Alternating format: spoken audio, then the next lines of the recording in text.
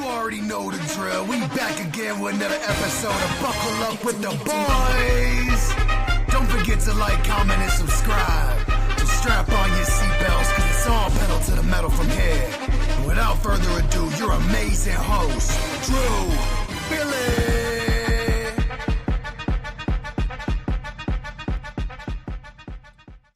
Welcome back to another episode of Buckle Up with the Boys with your host DB and host Trevor Dinsmore. Trevor, how are you doing on this? It's like fall Tuesday or Thursday night. It feels like it, doesn't it? Even though spring's coming up, the what is it? The equinox they call it, the equinox, spring equinox, where the days are equal, coming together. Yeah, man, I'm doing all right. Doing all right. Firmly in the middle of tax season. Firmly in the middle of my head spinning in every single direction. But, you know, we are powering through. We're getting through it in mostly healthy ways. The weather's not helping, but yet again, we live in the Northeast. So we can't ask for too much. At least we don't get tornadoes and hurricanes like they do in Florida and areas down there. So, no. But there was something you wanted to shout out before we get going on the episode. Yeah, of course. And you can probably tell by the garb I'm wearing, the unfortunate news of Lou Holtz's passing last night at the age of 89. Recently entered hospice care and did die surrounded by family and friends. I know the likes of Marcus Freeman and Notre Dame president, Reverend Robert A. Dowd, along with the family, gave beautiful, touching statements on the leader of men, the loving father, husband, and coach that Lou Holtz was. And I obviously wanted to echo those same sentiments. Obviously, he's most famous for his tenure at Notre Dame, over 11 years, won a national championship in 1988, Notre Dame's best season ever as a college football program. And right before this show, I watched the Catholics versus Convicts 30 for 30, very good one, where he says, save Jimmy Johnson's ass for me. Yeah, that's very good, man. But yeah, rest in peace, Mr. Lou Holtz, a guy that grew up in West Virginia, pretty poor. Eventually attended Kent State University, was a linebacker there, went into the Army Reserves, and that helped pay for his college. Eventually became a coach at NC State, Arkansas, Minnesota, Notre Dame, for the New York Jets, and then back to South Carolina, where he turned around an 0-11 South Carolina Gamecocks program in the late 90s. So I have to give him credit for being one of the turnaround artists of all time. He obviously did that with My Irish, and that love for the Irish and the Irishes and the Irish community, the love for him did not cease and will not cease anytime soon. So my thoughts and prayers to him, his family, to his friends, and to his wife, Beth, who he now joins at the pearly gates. So may he rest, Lou Holtz. And of course, we have to toss him on the Buckle Up with the Boys Heat list. Yeah.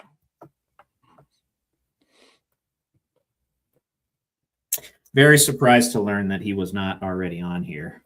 Yeah. As I was reading through the list, because we're almost at a page here. We got we got 6 lines left down there. If it'll clear up for me. There we go. 6 or 7 lines down there. So I'll figure out what to do here in a little bit. But yeah, when I heard that, I immediately thought of my dad, thought of all the Notre Dame fans that are in my life, and they all reached out to me and shared some pretty good words of Lou Holtz and the type of man that he was. And he's just a guy that really enjoyed life too. You know what I mean? Reese Davis on Scott Van Pelt told a story of Lou Holtz, who was a member at Augusta National. He would lay up on one of the par 3s there. And he did that one time in a round of golf right after, I think it was neck surgery that, he probably wasn't supposed to be golfing, but right after the neck surgery, he goes golfing, and his compatriots who he's with, they go to take a picture afterwards. And then Lou puts on the neck brace after the fact that he was supposed to be wearing. saying that, he beat all these guys in golf at his age, wearing a neck brace. But yeah, just one of the many, many stories that you'll hear from Lou Holtz, how good of a guy he was, how much of he was, somewhat of a magician too, would always pull off magic tricks to motivate his team. But he got the most out of life just as he got the most out of his players. And obviously the fan bases that he was representing. So thank him for that. Yeah, no, the thoughts and prayers to Lou Holtz's family. Great commentator, Trevor, a little bit he did of that, and also great coach and man of faith as well. But yeah, no, thoughts and prayers to them. And but yeah, anything else before we get in the news, or are we good to go? I'm good to go, buddy. Okay. I almost came to tears as I was. He's a legend of the game of football. He's a legend of football, and yeah, I'm not ashamed to say I sobbed a little bit when I heard that news. Oh yeah, I'm like, he was 89, entered hospice care late last year, I believe. Mm-hmm. So, even though it's coming, it doesn't lessen the pain. It doesn't lessen the loss that you feel. No. So that's what I was feeling last night, and while I was just speaking there. So yeah. No, but going through NFL news here, and then stick around for what's more likely is that Trevor, we putting in a draft dissertation in between is that and on a scale. Okay. Yes. Yep. Yeah. That's what we can do. Dinsy's NFL draft dissertation. We're going to go through NFL draft picks with Trevor on a scale of 1 to 10. Are they fucked in debate time to close out the show? But the Buffalo Bills found the proven wide receiver weapon they've been missing. Some would say, some Bills Mafia fans are not happy about it. But Bills are acquiring receiver DJ Moore in a 2026 fifth-round pick in the trade with Chicago Bears in exchange for a 2026 second-round selection. And this was reported by Ian Rappaport. Feelings on, we have a young superstar, potentially, Keon Coleman. Then you bring in this veteran presence at 28 and DJ Moore. Does this a boost for the Bills offense, this trade here? I would argue that. You're adding a wideout that can pretty much play any position, whether it's in the slot or whether it's out wide. Obviously, with Coleman, ideally, he's going to be on the boundary. He's going to be on the perimeter. Then you have DJ Moore filling in at the slot positions, or he's filling in at that wide receiver 2 position on the other side. Well, actually, more likely, probably going to be wide receiver 1, Coleman 2. I don't know. Shakir's going to be in the slot where he should be, honestly. So that'll be beneficial for them, I think. Is the Bills fan downstairs okay with the deal? Is she upset with it, or?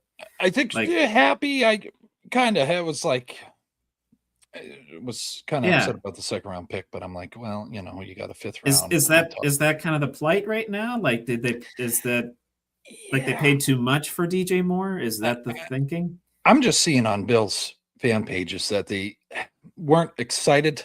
It was just a Bean cover up, another Bean move, kind of aging Bean move. 28-year-old wide receiver. He's 28. He's not that old. I know. So I don't know. Hell, Metcalf's what, 29?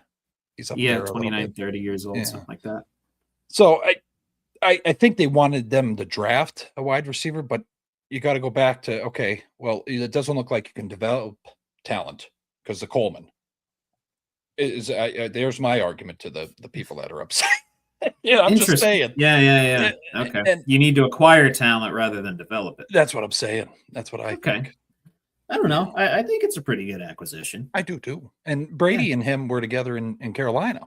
So and that was his best years was with in Brady's offensive scheme. So I don't know. I don't see a negative here, Trevor, but no, me neither. And as much as I'm intrigued of what the Bills roster is going to look like, what the wide receiver room is going to look like, I'm very much interested in what the Bears are going to do with that second round pick. Right. So that's a middle of the pack second round pick from what I understand about the Bills drafting situation. If that was their pick that they traded, I don't recall exactly what pick. If they got it from somebody, then they traded it, or if that was their pick. So I'm going on the assumption that this is their pick. They got into the divisional round, so they're somewhere around 24th, 25th. Yeah. We'll see what kind of weaponry is still in place at that time. Chicago could do a lot of things with that pick. A lot of good edge talent, decent amount of wide receivers available to them. We'll see how many are left at that stage of the draft. I'm very intrigued, very, very intrigued to see what they're going to do. Maybe they'll add to their running back room, although you probably don't need to do that. Could add to your secondary. I know you could use another guy, like I said, on the edge, opposite Sweat. Mm-hmm. So it'll be interesting to see. I'm going to say they're going to have to get a center. I don't know if anybody out there realize he retired early, 27. That is true. Yes, good call out. So, which that was shocking news on I think it was Monday or Tuesday. They were talking about. I'm like, what the fuck?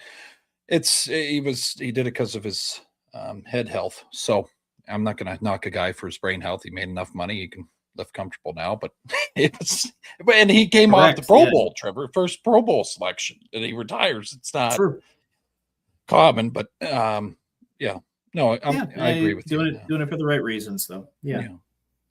I mean, Luke Kuechly did the same thing. Andrew Luck. Guys like that. But this is a hot topic, and I think we're talking about it in a later segment as well with Trevor. But Aaron Rodgers' thought on the 2025 was likely his last season in the NFL. He might be wrong. We don't know. It was on McAfee yesterday. A lot of sound bites you could take from that interview on there. Why are you staying in shape? Oh, to F my wife. Oh, okay. That was probably my favorite one. And that's... I saw the soundbite before I watched the interview. That soundbite happens like 2 minutes into the interview. Yeah, it's fresh. Right before that, they were, I forget what they were singing some song and they were screwing it up, and Darius Butler was screwing it up. But then, they go to Rodgers and AJ Hawk's mic isn't working, and then all of a sudden, 2 minutes after that, I stay in shape so I can my wife. Like, right. All right. Yeah. No. Good. Apparently doing push-ups around the house, doing some free weights around the house. But you kind of saw, and there's a question within this, but it just laid out for the folks out there. Sure. You kind of saw he's kind of retracting back to his old self. Controversial, telling everybody to leave him the F alone. Who cares who my wife looks like or who she is? We know her name's Brittany. Met her in 2017. Me and Trevor aren't into the relationship investigators like these TikTokers. I guess they're flying drones over his beach house, so we can't stay there anymore. I don't know. I don't know what that means in there. I guess there's a bounty for a photo of her. I think we're going a little too far on privacy. That's some TMZ shit right there. I don't like that. Yeah, but. So just laying it out here, if he comes back, Mike McCarthy literally has the same coaching staff, almost close to it, that he had in Green Bay when Rodgers is there. If he comes back, he's coming to the Steelers. No, or what do you think? Yeah, that's what Tom Pelissero's saying. That's what Rappaport's saying. That's what Shefty. That's what all the experts are saying. So he's not going to go anywhere else. No, he's certainly not going to go back to the Jets. He's not going to, obviously Green Bay is out of the question. Some people are saying, he's going to go to Minnesota. He's not going to Minnesota. No. He's not going to go to an offense that's kind of rebuilding, kind of looking for that young quarterback. They're not going to go get a 42-year-old. Sorry. Yeah. So, yes, I've heard nothing to indicate that he's going anywhere else if he comes back. And the other thing, he really complimented, and he's such a bad teammate, Trevor. We've heard it for fucking 20 years. The worst. Absolutely. He talked about Will Howard more than he talked about himself. That's what I gathered. He's just excited to work with him. And I think that's another plus for the Steelers if he does come back. He wants to keep that relationship with Will Howard and try to teach him. So, we'll probably keep talking about this every week until he signs, but whatever. Hey, could happen tomorrow, man. He said he wanted to do it before free agency, and It's coming up right quick. The 11th, I believe. Yeah, 6 days. Yeah. Mm-hmm. But then, okay, going forward here, Stephon Diggs' stint in New England is over. The Patriots have informed the 4-time Pro Bowl receiver they intend to release him at the start of the new league year on March 11th. That was reported by Tom Pelissero. New England's decision is purely financial motivated. I don't think so. Diggs had an additional $6 million set to become fully guaranteed at the end of the week. The Chargers are causing this. They don't release him. They don't sign him back, Trevor, if these charges don't come up, right? I mean, that's okay. Just for people out there. Yeah, I mean, they can say what they want. They can say it's for financial reasons, and that's fine. Mm-hmm. You're allowed to save face as an organization. Yeah, we know. Yeah, like, don't act like we don't know. Mm-hmm. Vrabel wants a clean-cut program. Yep. In New England. That's how this works. If you cause controversy in New England, generally, unless it's within the coaching ranks or you're Tom Brady, outside of that, if you cause controversy in New England, you might as well kiss your ass goodbye. Yeah. You know what I mean? Yeah. You know what I mean? No. I was going to compare them to the Steelers in that way, but I don't think the Steelers don't have a Deflategate or a Spygate to them. So yeah. I immediately nixed that thought in my brain, right, as I think externally. Yeah. No, and just to give backstory to some of the viewers that maybe haven't watched our shows in the last couple of weeks, as he enters free agency, Diggs is also has an upcoming pretrial hearing on April 1st after pleading not guilty last month to felony strangulation and other criminal charges stemming from a dispute with his personal chef. And me and Trevor talked at length. That was about 2 weeks ago. If you want to watch that episode back. Personal chef. Yeah. Yeah. I think we talked about coffee later in that episode. Yeah. We talked about food quite a bit. Yeah. No, it was a good one. But we hope he finds the help he needs. And I don't know what team's going to pick him up with this hanging over his head, but we'll see. New York Jets? I was thinking Raiders or Jets. Yeah.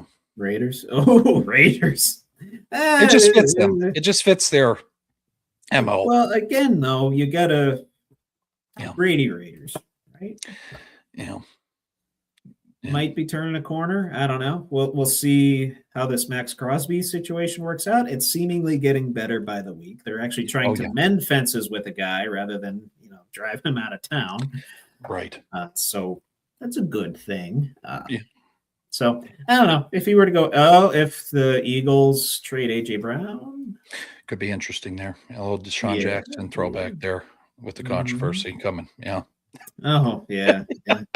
While he's at it, he can throw a couple balls. As he's crossing the goal line. Yeah. No, I just thought back to Brady trying to hem in AB. I don't know why. I thought he would try to treat Stephon like his new AB. I don't know, but hey, that's possible. Yeah, it's just all the talent in the world, just a fucking hot head case, Trevor. It's just sad. It's just a lot of alimony as well. Covered that at length. Left Buffalo and became a father of 7. Guess that's what Buffalo does. Is that what it's up to now? 7? It's somewhere around there. 6. I don't want to do it. 5 or 6. 5 or 6. 5. 5 or 6. Yeah, whatever. But anyways, going forward here, we're going to talk about this organization because Jerry Jones comes out and says this organization is going to make a lot of moves this offseason. The Cowboys' offseason approach the past 2 years have been keen on re-signing players. No, not really. They signed their long snapper last year. Yeah.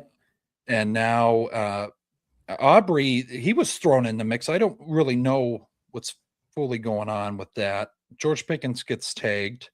CeeDee Lamb, there's Ruffin because of that situation, I heard, and then Dak has to step in. I mean, it's just Hollywood down there. It's just drama fest. I guess what's the state of the Cowboys organization, Trevor? They are who we thought they were. And that is America's team. Because America, honestly, one of America's greatest cultural achievements might be Jersey Shore. The reality TV show with Mike the Situation, Snooki, and all the rest. Yeah. You're familiar with the program, right? Yeah.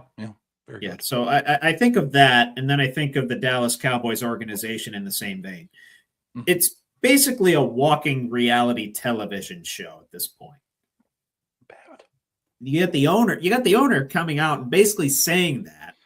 Yep. And then you got the kerfluffling of all these primetime players that are supposed to be key to your chances of winning a Super Bowl. You ruffle all of those feathers. One guy so much to the point that you trade the all-world talent to the Green Bay Packers in conference, by the way. Jesus. And now you tag Pickens after his best season. Mm-hmm. His best season. He had a better season than CeeDee Lamb for a lot of the year. Yeah. If not the full year. I don't recall the stats off the top of my head, but he had his best year. Yeah. And he did it in your uniform. Yeah. And you're not willing to pay the guy. That's interesting. And I don't know if it's a willing thing. I think it's more of a we're in cap hell sort of a thing. Yeah. They're going to have to restructure a lot of guys' contracts. They're probably going to have to restructure Dak. They're probably going to have to convert some bonus with Dak and CD and the rest of those guys to clear out some freaking cap space, because right now they're bottom of the barrel when it comes to the cap. They're over the cap by a lot. Yeah, so they're going to restructure Dax, CD, Tyler Smith, Kenny Clark, Quinn Williams, and Yep. Osa Adesaka. I'm not going to try it. No offense, dude. I can't pronounce your last name. Adesakawua. Sakawua. Okay. But that would free up $120 million in cap. Yeah. Okay. I mean, they're, I think, 50 or 60 million over the cap. Jesus. That's what I heard on Rich Eisen this week. Just a lot of guys' contracts and their peak hits come and due at the same time. It's basically what it is. So, yeah, good luck, Jerry. You wanted drama. You got financial drama right now, which is honestly the worst kind of drama. Fucking disaster. I mean, man. I enjoy it. I'm all about it. I love it. I love it. I love it. I love to see who they're going to re-sign this year. Are they going to re-sign their punter? Yeah. Are they going to re-sign their center? Are they going to re-sign their second string free safety? Jesus. We'll see. Yeah. We'll see. I don't know if they have enough room to re-sign anybody. They're going to have, like you said, they're going to clear $120 million. That's a lot of that's just going to be able to afford the draft picks that they have. Yeah. And then a lot of that's the other chunk of that is going to go toward any free agents that you may or may not want to acquire. Yeah. But I'd say right now, other than being in cap hell, the Cowboys are in a state of purgatory. They're in the similar state of the Steelers. They're picking 20th. They're just mediocre, which is the worst place to be because you're not rebuilding and you're not advancing toward a championship either. No. Jerry says he wants to win multiple before he dies. They're pretty far away from that right now. Fucking clock's ticking, Jer. Good Anyways, luck, buddy. Speaking of trading, the Minneapolis Colts and Anthony Richardson have mutually agreed to seek a trade, and that was reported by Cameron Wolf, reported Thursday, today. Feelings on where Anthony Richardson might end up, Trevor. All the talent in the world, just not the work ethic. Yeah, that's an interesting one because I know they transition tag Daniel Jones, so they got to figure out what they're going to do with him long term. Yep. My guess would be that they re-sign him eventually. I don't know when they're. I don't know honestly how the transition tag works. I've never heard it until Daniel Jones situation. I may have maybe a handful of other times, but this is the first time where it's like, oh, it makes super sense to like transition tag him. I'm like, what the hell is the transition tag? Never heard of it. Yeah. Never heard of it. Which, you know what? I'm going to Google that right now. We Google a lot of things on this program. What is the transition tag? Yeah. That's good for the viewers too to figure out. Yeah. We'll learn along with you. Yeah. It's okay. Guaranteed contract offer that allows teams to retain a potential free agent by matching an offer sheet they receive from other teams. So basically, they can match any offer that any other team would give Daniel Jones and essentially retain him rather than just franchise tag him and here's your contract. That's it. You're still with us. Sounds like a good. Now I know. Yeah. Yeah. Okay. Yeah. Now we know. That honestly makes sense. Honestly makes sense because you don't want to overpay for Daniel Jones. It's a way for them to test the market and say, hey, what are you worth out there? And can we re-sign you for like a minimum based on like your injury history and just your history overall? Yeah. So it's kind of like Walmart price check. A little bit, little thing going on there. Okay. All right. There you go. Yeah. You swipe the Daniel Jones barcode at the kiosk. Okay.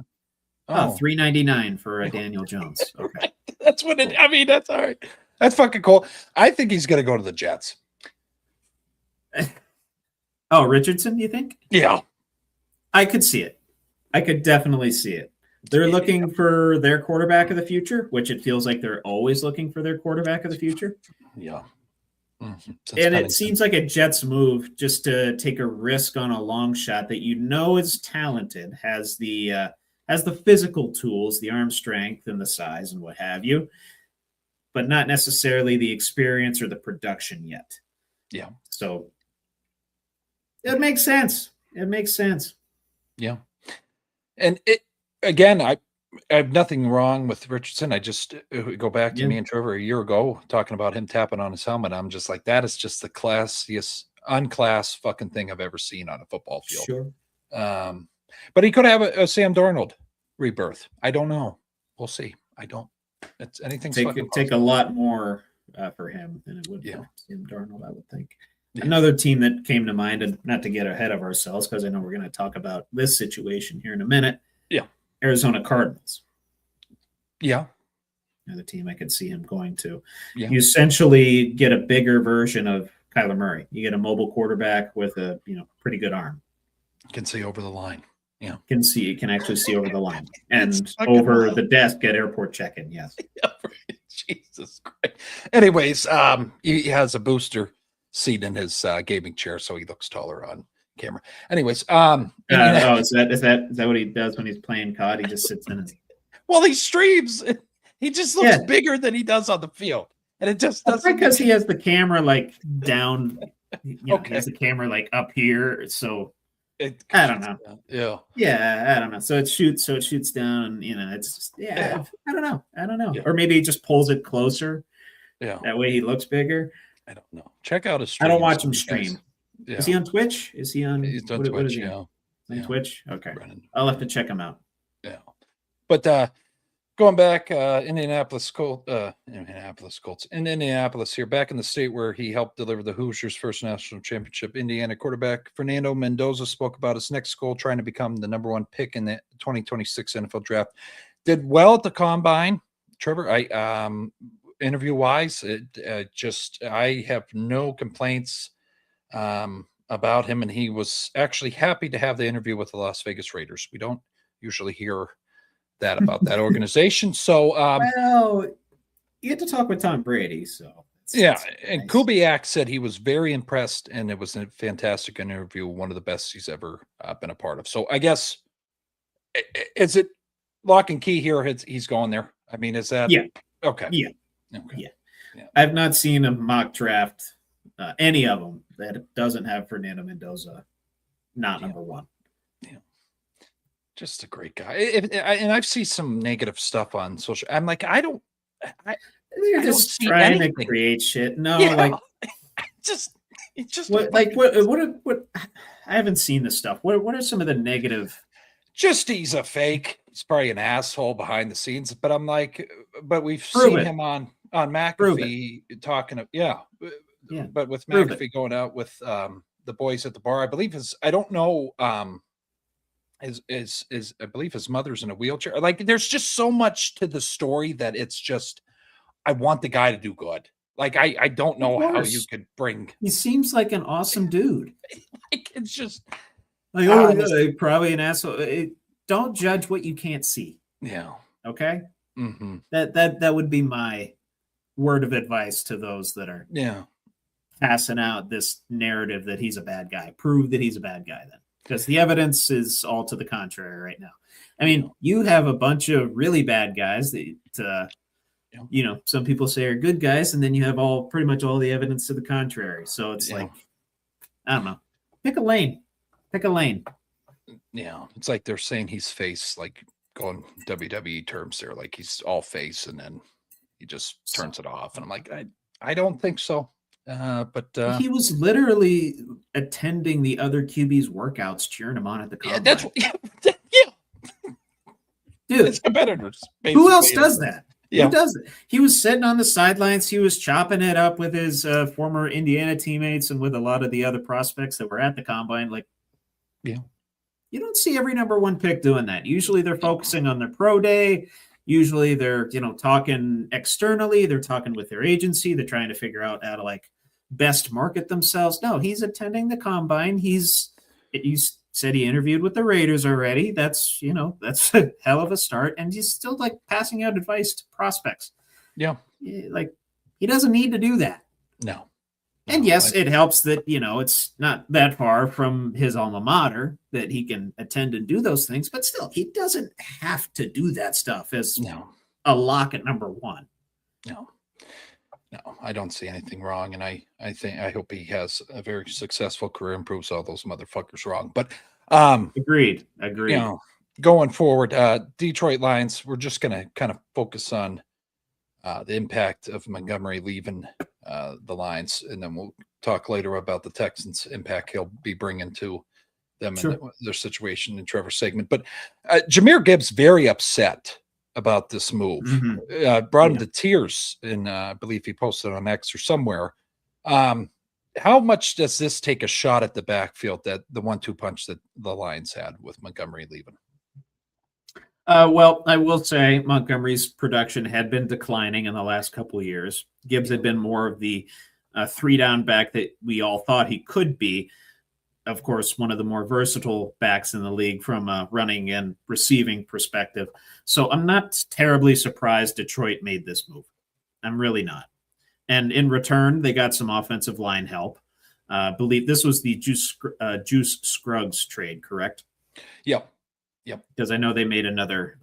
I know the Texans made another trade. Kind of got my wires crossed for a second, but yeah.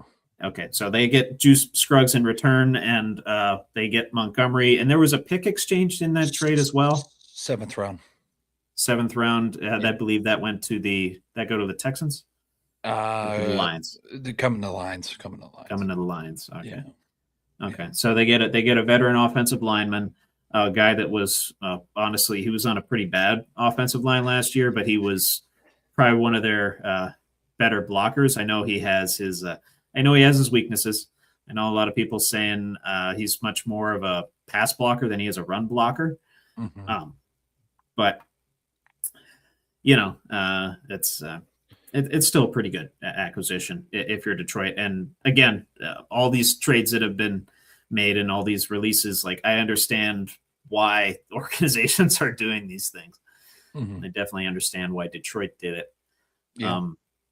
I think more so, and I hope that Gibbs eventually took it this way, is they are literally giving him the ball to run with as the 3-down back now. Yeah. You are our Christian McCaffrey now. Yeah, that as well. Yeah. You are one of the premier running backs in the NFL. You are our guy. Yep. You no longer need to share the backfield with Sonic or Crash, whatever Montgomery was, Crash and Sonic. Yeah.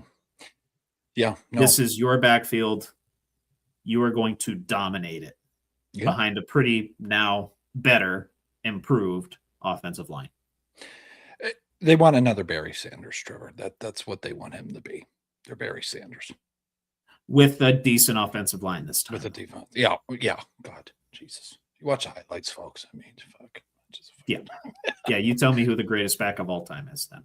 Yeah. Thanks. Yeah. Well, I am. Fucking Hall of Fame law. But anyways, this broke out. And I don't know if we're talking about it later, Trevor. Stop me if we are. But Concepcion. A former Texas A&M Aggies wide receiver fired back at criticism over the way he speaks after he was mocked while talking to reporters of the NFL Scouting Combine. I guess he takes this to Instagram on Sunday night. Interesting. Okay. He has a stuttering issue when nervous. Okay. I watched it. It's apparent. You can tell he stutters. It's all right. Not a big deal. And people get nervous. I fucking cross over words and call people the wrong names live on here with you people sometimes. But I just want to say, this is what he comes out with on social media. I just want to say something. If you have a speech impediment, there's nothing wrong with us. He said, I have had this stutter since I can remember talking. This is part of me. This is who I am. I cannot control this. I want to be a role model for those who may be scared to speak up and who may be afraid and not confident in yourself. I stand with you. So I guess there was a whole blowback. More than 80 million people around the world viewed this, including about 3 million Americans that deal with stuttering. According to the Stuttering Foundation, they fucking come in on this. I didn't know that existed. I didn't know that was, athletes like Michael Gildress and George Springer have been open about stuttering issues in the past as well, and they come to his defense.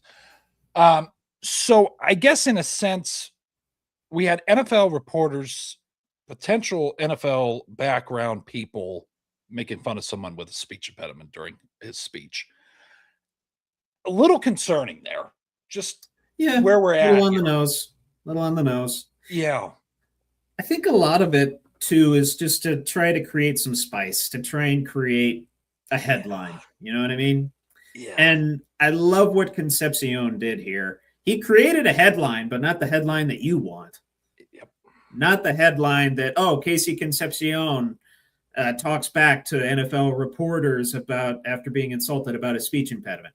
Obviously, they manipulate the headline to make Concepcion more the bad guy. Yep. But no, he turns it around and creates awareness out of it. And boy, did he ever. What'd you say, 80 million views across the world, 3 million in America? Yeah. That's a hell of a lot. Yeah. That's a hell of a lot. So much so that what's the name of that? The Speech Impediment Foundation? Stuttering Foundation. The Stuttering Foundation. Yeah. Wow. Okay. Yeah. Yeah. That's I didn't know that was a fucking thing. No, I didn't know that existed. Yeah. And again, awareness. Yeah. So I must applaud Mr. Concepcion for his maturity here. He was lauded for that in college, both at NC State and at Texas A&M. His coaches and his fellow teammates, they applauded him for that as well. That was talked about quite a bit during Notre Dame's game against Texas A&M earlier in the season. And I loved Concepcion when he was at NC State. Oh, yeah. One of the best wide receiver talents in college football. And obviously Notre Dame felt the brunt end of that early on in the season. He had like 8 catches or 120 yards or something, like 150 yards, whatever it was. But yeah, man, good on him. Good on him. That could have went one way, and he just boom, he just pivots and makes it a grand positive. That's good. So applause to him for doing that. And yeah, the media, they were doing their job, I guess. Yeah, doing their job. I don't know if we're. It's crossing a line, but media crosses lines, and they rarely suffer the consequences. I mean, they made it. We're not used to. I don't know if you saw much about, but they turned it in the articles. They were at ESPN. You had on Yahoo all the major headline. They spun it in a way he was unprofessional. He can't fucking help. What? How is that? Yeah. It's a part of his journey through the disability he has. That doesn't make him unprofessional. He's just whatever. But yeah, no, Malachi Lemon, that's another guy, Dad. Yeah. That little weirdo going on there. Yeah, someone's getting someone. He's interesting. In him. Yeah. I've seen him in some mock drafts to a certain team that we love. Yeah. Oh, yeah. No. But anyways, going forward, we need another head case receiver, right? Yeah, that'd be wonderful. Him and Metcalf get fucking piercings together and punch holes in the walls. But anyways, the Cardinals have informed Murray they are releasing him at the start of the new league, Kyler Murray's era is over with the Arizona Cardinals. Ian Rappaport reported this and added that Murray is due $36.8 million in guarantees for 2026, which means he'll likely play the upcoming season with the new team for the veteran mem, similar to what we saw with Russell Wilson's contract with the Broncos, and then he played for the Steelers. But where's Murray going? Is he going to be a backup starter? I don't know. It's a hell of a time. Earthly idea. Yeah. I mean, you could see again the Vikings QB situation is it's the shrug emoji. It's literally, we don't know what the hell is going on. Is McCarthy healthy? Are you bringing in somebody else? Is Jimmy Garoppolo coming over? Like, what are we doing AJ here? can't throw the fucking ball. I know. Even when he is healthy. I know. But I don't know. Just looking through some of the teams here, I keep bringing up the Jets. Yep. Yeah. I don't know. I don't know where he's going to fit in. Maybe he goes as a backup to the Ravens in case Lamar gets hurt again. Oh, now that would be interesting. Yeah. I mean, that'd be a good idea, wouldn't it? RPO galore right there. You got the new head coach in there. You make a smart move to go get a backup. Well, ironically enough, the Dolphins, who might be releasing Tua pretty soon. New Orleans is probably going to ride with Shuck, or if Derek Carr comes back. Could go be a backup in Washington, could fill in for Jaden Daniels. I see a lot of spots where he could go as a backup. I don't see a lot where he could go as a starter. No starter. That's my issue with him. Panthers, you got Bryce Young, growing in the faith of his abilities. Yeah. I see a lot of backup spots open, and teams would be wise to get him for the vets min, just in case their starter goes down. Like I said, the Ravens, that one really comes to mind. I haven't heard anything concrete yet, especially in regards to that Ravens situation. I just know that would be it's like a seamless fit, is it not, Bill? That, or some reason the Broncos popped up. I don't know. I could just see Sean Payton pull some shit. Yeah, Bo Nick's pretty mobile. Yeah, you could probably fit him in that scheme. If you I was going to say, how ironic would that be if they sign in for the vets men right after dealing with the Russ situation? Yeah, and that's still going on, him and Russ. I guess they're still fucking going back and forth with each other. Yeah. I thought you meant the money part. The money part. No, they're still barking at it. It's been 2 fucking years, 3 years, gentlemen. Come on, we got to move on. Get over it, dude. It's over. Get over it. It's over. Yeah. But that's all I had for news. We'll see where Kyler ends up. Maybe in the next couple days, maybe before our episode Tuesday. Who knows? But I'll be back later with debate time. And Josh, thanks for joining in tonight. But yeah, we'll go over to that. Trevor, you good? Yeah, good. We'll do. We're doing the draft dissertation after. Is that right? Yeah. We're slotting that in there. Okay. We'll go to what's more likely then. Gotcha.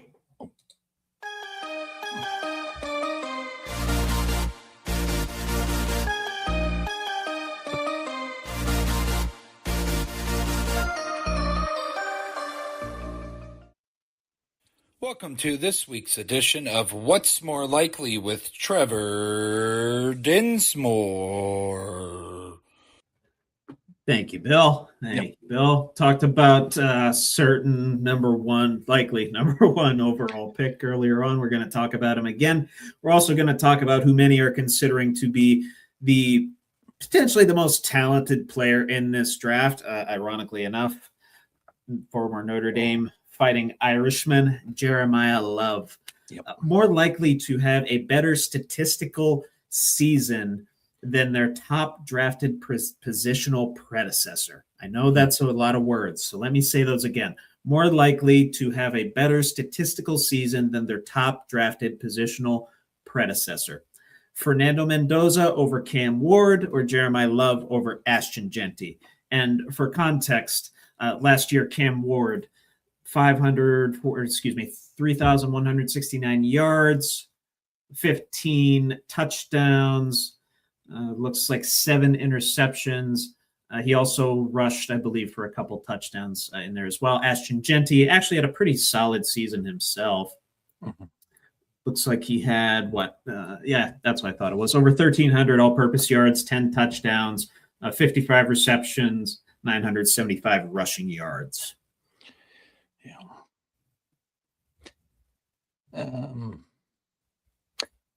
I'm going to have to go Jeremiah Love. Yeah. You think so? Yeah. When I saw him break out that 4.36 and then his build, he's like a fucking Saquon cutting image almost. They had that comparison up there right after his thing. And I said, okay, well, let's see what the fuck happens here. That's what I just, so I'm going. I got you. Yeah.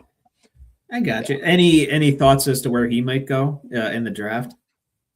I know might be spoiling a little bit, but where do I have him here? I know where he's mocked on a lot of them.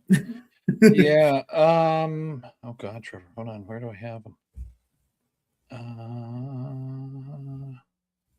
I had him going to the Saints. Oh, Kamara. Yeah. Oh, I know that's not greatly high. It's top 10. I'm looking at top 10. Yes, I think honestly, Jeremiah Love, as far as a talent goes, should be, and yes, I'm a little biased, should be the number 2 overall pick. Yeah, but there's positional needs for every team, and running back position normally devalued anyway. So wouldn't be surprised if he falls late into the top 10. Yeah, but I will actually probably say. It's tough because we don't know what kind of weaponry that Fernando Mendoza is going to have. That's my concern. But at the same time, we don't know what kind of offensive line Jeremiah Love's going to have. But Mendoza is going to have, at the very least, the likes of Genty and Bowers, some decent weapons there. Yeah. So just for that fact, and in all likelihood, the Raiders going to address a lot of other positional needs. They have 11 picks in this draft. Mm-hmm. So I will say, I believe it's 11. It's either 10 or 11. Mm-hmm. I'll say Fernando Mendoza over Cam Ward. Okay. I think he gets around 3,500 yards, probably has a couple more rushing touchdowns just off of scrambles. Yeah. He might get around 20 touchdowns. I wouldn't be too surprised. Mm-hmm. I just wish they would have kept Jacoby Myers. Then I would have. I agree. I would have sold on that all day. I'm also more confident in the coaching hire this time around for the Raiders. Oh, yeah. Yeah. So I have a feeling he's going to bring out some pretty good sides of Mendoza. Not that that'll be terribly difficult, of course, from a character standpoint. It's just a matter of whether that translates to on-the-field success. Yeah. So, good stuff, my friend. A lot of players from a certain university that we don't necessarily love. I'm talking about the Ohio State University that are prospects in this year's draft. Rumors floating around, you might see 4 Ohio State players going in the top 10. So I want to pose this question to you. More likely to be the higher total.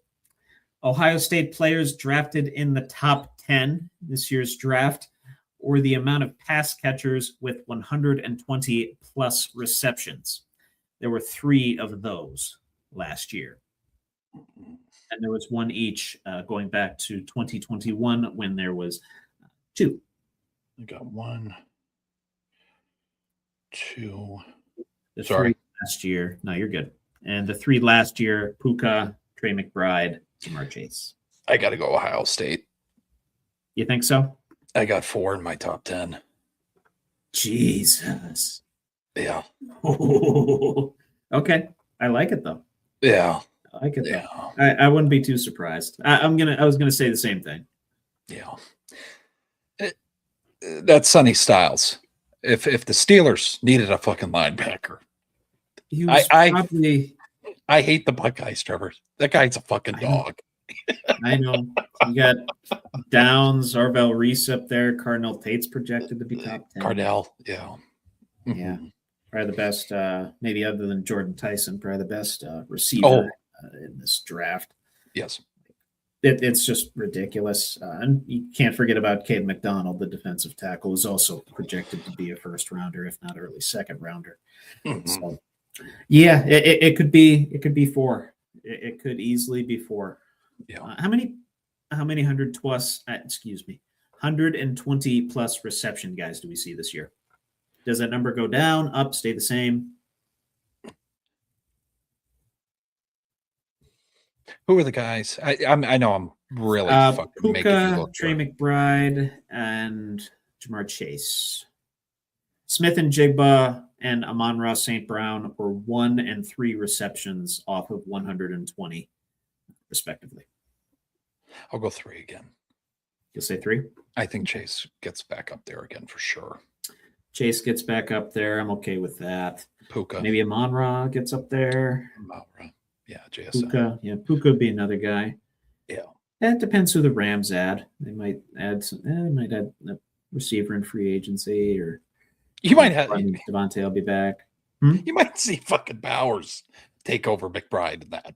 Just throw that out. You could. Yeah. It's not out of the realm. Yeah. Really. I mean, he had close to 100 receptions in his rookie season. Mm-hmm. Forget exactly how many it was. It was 112. 112. Yeah. So yeah, interesting. Yeah. Yes. Oh yeah. Let's see. Good to see you, my friend. Good to see you. We're optimistic for your Raiders this year. I know I said that last year with Pete Carroll, but yeah, I'm hoping that we're turning a corner here. That we're not, we don't run into a Chip Kelly situation too, where swindle you guys out of some money. That's for damn sure. Yeah. So still some notable free agents, and I had to double check this, make sure nobody got signed or, got signed in principle before the official free agency period starts. Most likely current/former AFC North free agent to find a home, even if it means re-signing with their old team. Trey Hendrickson, Tyler Linderbaum, Odafe Owe, or Aaron Rodgers. More likely to find a home first. Who's going to be first out of the Trey? Mm-hmm. Rodgers is going to draw this motherfucker out. Pass the draft again, you think? I'm going to say he's going to want 25 mil. With a signing bonus up to 30. We would overpay for that. Yeah. Yeah. We would definitely overpay for that. You look at his numbers. That's fair. Off of last season. But sure. I just think Khan's gonna fucking nickel and dime him, and it's just gonna. Okay, another week. Gonna drag. Yeah, another week. Tell you what, McAfee's probably going to be around for the draft. I would imagine they have a live show at some point. Maybe he just pulls it off then in front of the Pittsburgh crowd, gives us a pop. I think I got to be careful here because he's a big figure in the sports world where we're trying to get. He's going to play a factor in this. I just want people to know. Pat? Yeah. Okay. McCarthy doesn't get hired if he's not on the McAfee show. I just want people to understand how much pull McAfee does have. So, because McCarthy every week he's laying out his game plan, what he would do if he doesn't get that spotlight. Yeah. I don't think a lot of influence. Yeah. So, and AJ Hawk's there, and he dropped it yesterday. Trevor, if you watch, he's like, "Oh, so you're going to the Steelers, right? You got Big Mike and all the boys," and it's like, "Fuck! If you keep." That guy's there. There, man. Yeah. But yeah, no, Hendrickson abused. Bengals fans should be ashamed. Agreed. Where do you think he gets signed, Trey? I believe he goes to an AFC North team. Yeah. He's going to be wearing purple, I think. Oh, God. He fits it. God. He fits that. I know he does. And I don't know where the cap is with them, but you want to treat him like trash? Okay, we'll bring him over here. Oh. I know Seattle was maybe looking for an edge guy. That second. And if he gets signed there, Trevor, my God. God bless. God defense doesn't bless, need that. man. The defense doesn't even need it. Doesn't need it, but I know the Pats are looking for one too if he wants to go to a contender. Mm-hmm. Yeah. Although Max Crosby has a bit more of an affinity for Mike Vrabel. Yep. So I think that's potentially more likely. Mm-hmm. Honestly, I like your Trey Hendrickson pick. I do. It just fits I don't that. know how much. Yeah, I don't know how much of that's going to be him like biting at a really good offer because he's been treated like shit so much, and how much of the offer, like the offer is just going to be too sweet to resist right out of the gate, and like nobody's going to match it because he's going to get calls. He's going to get a lot of calls. Oh yeah, yeah. We're willing to offer you this. We're willing to offer you this. He's gonna, he's gonna get a lot of calls. They take care of their defensive players in Baltimore, so they do. They tend to. Yeah, they tend to. So, and Lord knows they need defensive help. Yeah, for last year. Yeah. So I heard some of Mel Kiper's comments. He's always around during this time of year. Him and his wrinkly face and pompadour hairdo that's half receded mentioned a certain quarterback potentially going to the Pittsburgh Steelers. Obviously not Fernando Mendoza. In all likelihood, the second quarterback to be drafted in this year's draft, Ty Simpson out of Alabama, who has 15 career collegiate starts, by the way. Yeah. More likely that the Steelers reach for a quarterback in Ty Simpson, or a team trades out of the top 5. And right now, the top 5: Raiders, Jets, Cardinals, Titans, and Giants in that order. Will Howard's our guy. I'm going to lay that out there. I think. Okay. I think a team's going to trade out, and I do have Ty Simpson going in the first round to a different team, but I don't want to give it away. Okay, understood. Yeah, but no Steelers. Okay. I don't know what team though, Trevor. Shit, that fucking. Let me go back up here. Yeah, I was gonna say Raiders, Jets, Cardinals, Titans, Giants. That's your 1 through 5. I'd say the Giants, maybe. Giants or either New York team. I could. Jets. They're so desperate. They're so desperate. They're always looking to make splash moves, right? God. And who the Jets are going to draft, they didn't need to do the deal, but they did it anyways. So they already had a guy, but whatever. It's fucking. I don't know what Woody does up there. Brick is just on Madden, like we talked about last year. Yeah. Fucking... Well, no, Brick probably played some college football and was making recommendations off of that. I mean, it's fucking. Hey, Dad, go draft Sonny Styles. It's just, what the fuck? But that's what I think. Trade out. Yeah. Yep. I'm going to shock some people here and say the Steelers are going to reach for a quarterback. Okay. Well, as being the more likely of these two options, of course. I don't think either of these are actually going to happen. Okay. But if I had to predict it, it would probably be Ty Simpson being drafted by the Pittsburgh Steelers, and just kind of keeping our options open at quarterback. We kind of did the same thing. We drafted a quarterback way too early with Kenny. We saw how that worked out.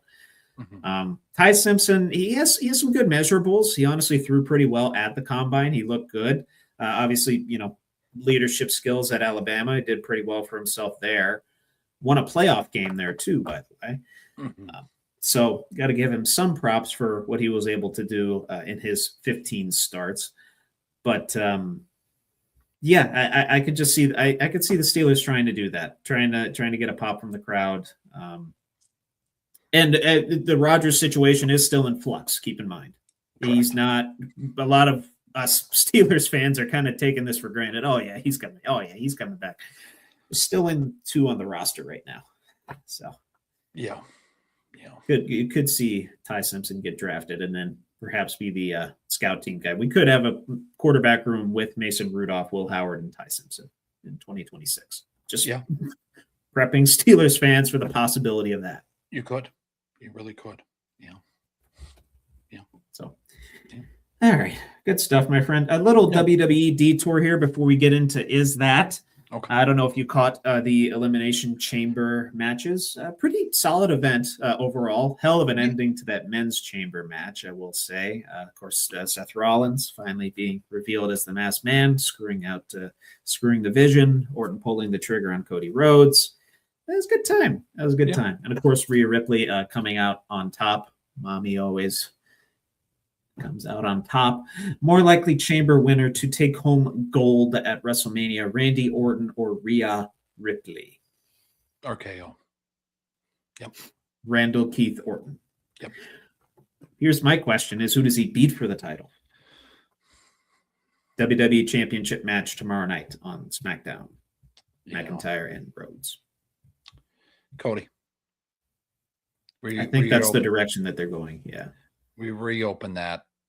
And I mean, and the beauty in it, again, folks, Trevor got me back into this 2 years ago, but yes, I know the history a little bit. You get Dusty, the history of him and Dusty and Randy's dad. I mean, there's a lot you could fucking do there. Yeah, of course. Legacy back in the late 2000s, early 10s. Yep. Yeah. I mean, so yeah, I think Randy. Yeah.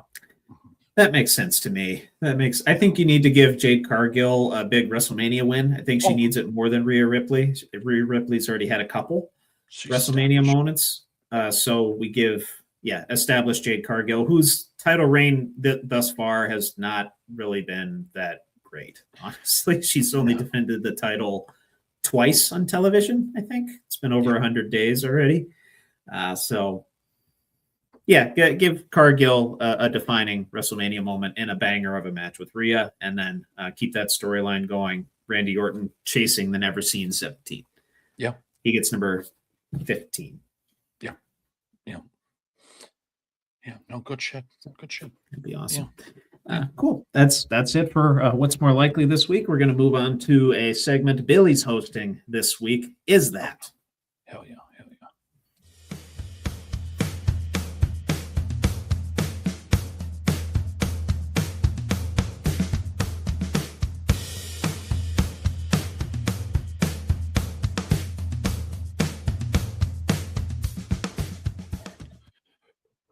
Is it what? Is it who? Is it he? Who's it? Who? They? She? What? I don't know. What is it? Is that?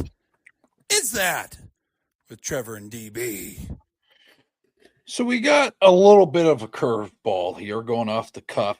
If you watched our segments from the last, we've been doing this for 4 or 5 weeks now, the segment. Something like that. Yeah. It's been, palate cleanser. But going off, we did coach quotes, we did Hall of Fame selections. Now we're gonna get into the nitty gritty here. Terminologies from baseball, football, and basketball that I'm gonna have Trevor decipher. You got your notepad? I do. Yep. Okay. Right up to my right. I think it's the viewers left. I don't know.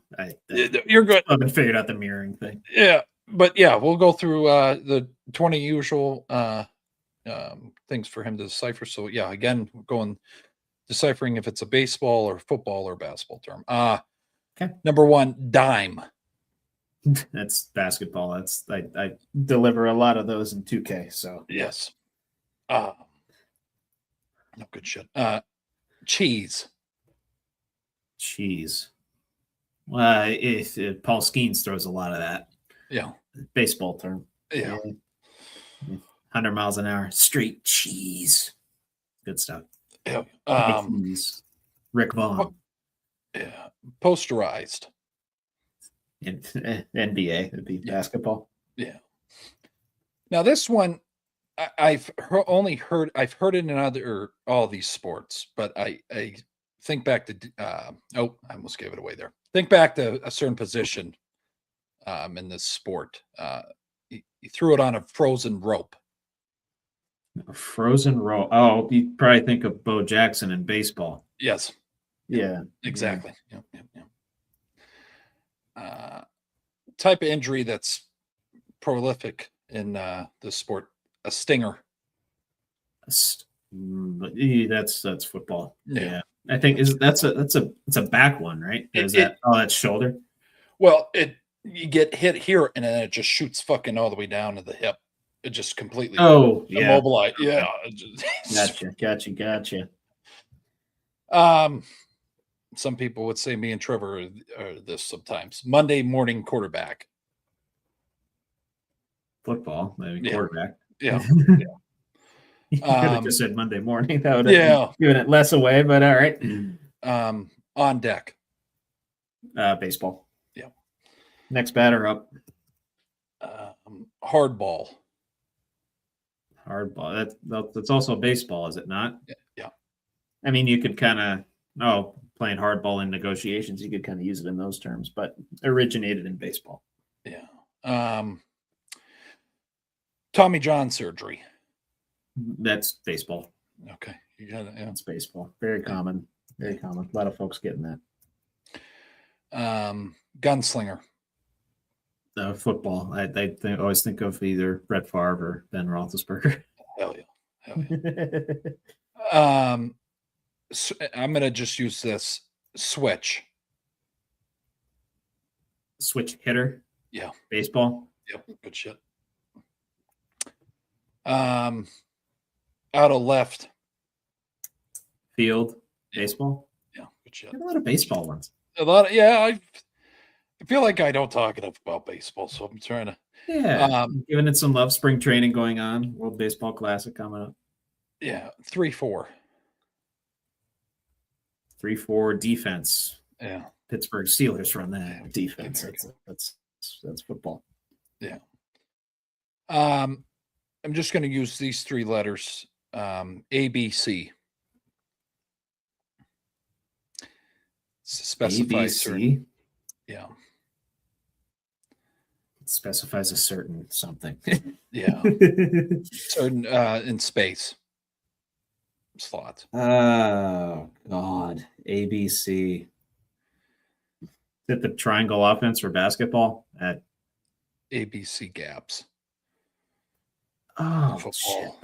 Okay. Yeah. All right, you got me with one. This one not going to go perfect this time. I fuck up this word every balk. I don't know how to balk. Okay. Yeah. Balk. That's baseball. Yeah. Pitcher makes a false move and runner gets. Okay. And some of these are, if people watch this back, they're informative too. Like, oh shit, I didn't know. Jumper. Basketball. Yeah. Spot on. Yeah. Ace. Oh. That'd be a pitcher. Be a pitcher. Good baseball. Yeah. Hold on, let me turn my Wi-Fi off my phone, Trevor. I think there's a little lag. There we go. Yeah. I kind of noticed that. I was going to say something, but it's all good. What else did I have? Safety. Multiple occasions of football. Yeah. The 2-point safety in the position, obviously. Yeah. Yep. And you already notioned this earlier.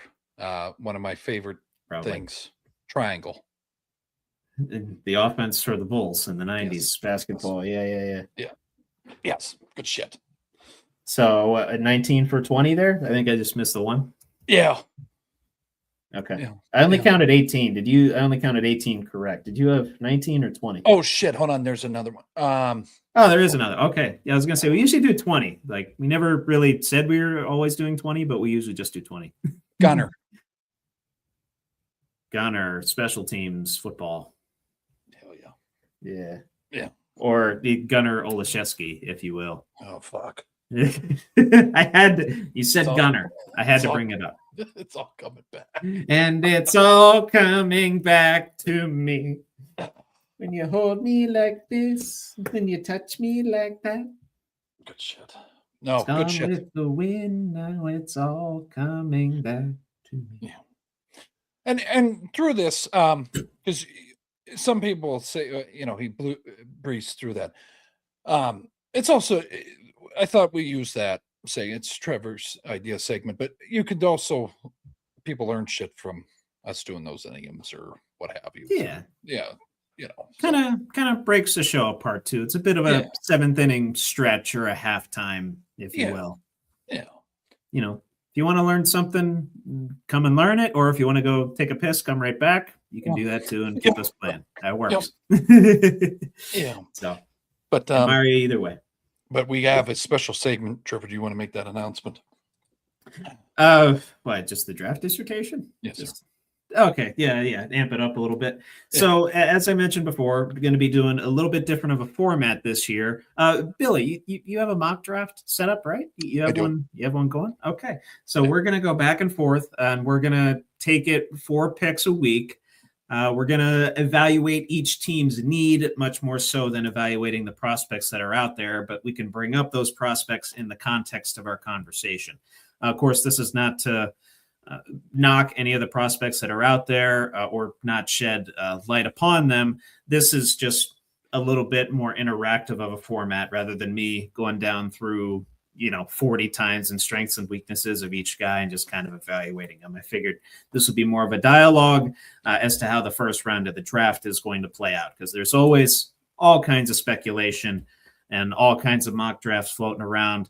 Figured we would give our inputs to that. And as a result of that, the jacket is back. The Blazers, the Blazers here. The Blazers here. And don't worry, Billy, the Blazers back and the envelopes are back. Very good. Yeah. That is not left. Yeah. But so how this is going to go. You want me to do the drop or you want to? Well, I'll tell you what. Do the drop right after I explain this here and potentially get the jacket on. Oh, you're okay. So it always gets caught on the watch. That's the problem. Gets caught on the smartwatch. But we'll go 32 all the way to 1 for a week. We'll go my 32nd pick, your 32nd pick. Kind of go back and forth on that, evaluating the Seahawks needs, for example, and then so on and so forth from there. And don't worry, I have the noise queued up as well. Hell yeah. We're good. Yeah. Good shit. You can cue the drop. Gotcha, bud. Thanks, bud. Yeah.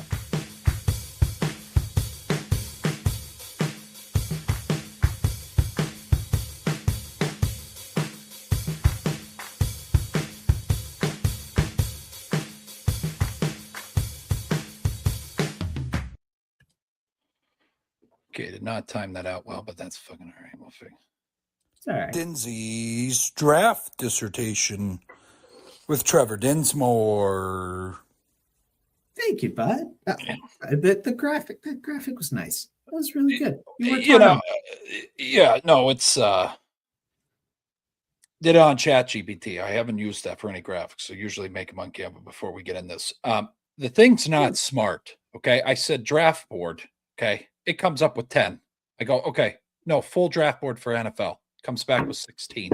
I go, Jesus Christ.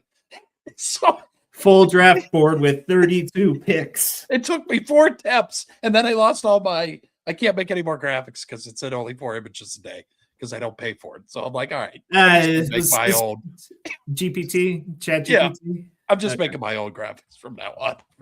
Understood. So, we'll just dive right in. Start off with the picks, and hopefully, I think I have this. Yeah, I have this turned all the way up. Hopefully, you can still hear this. Loud and clear. Mm-hmm. Beautiful, my friend.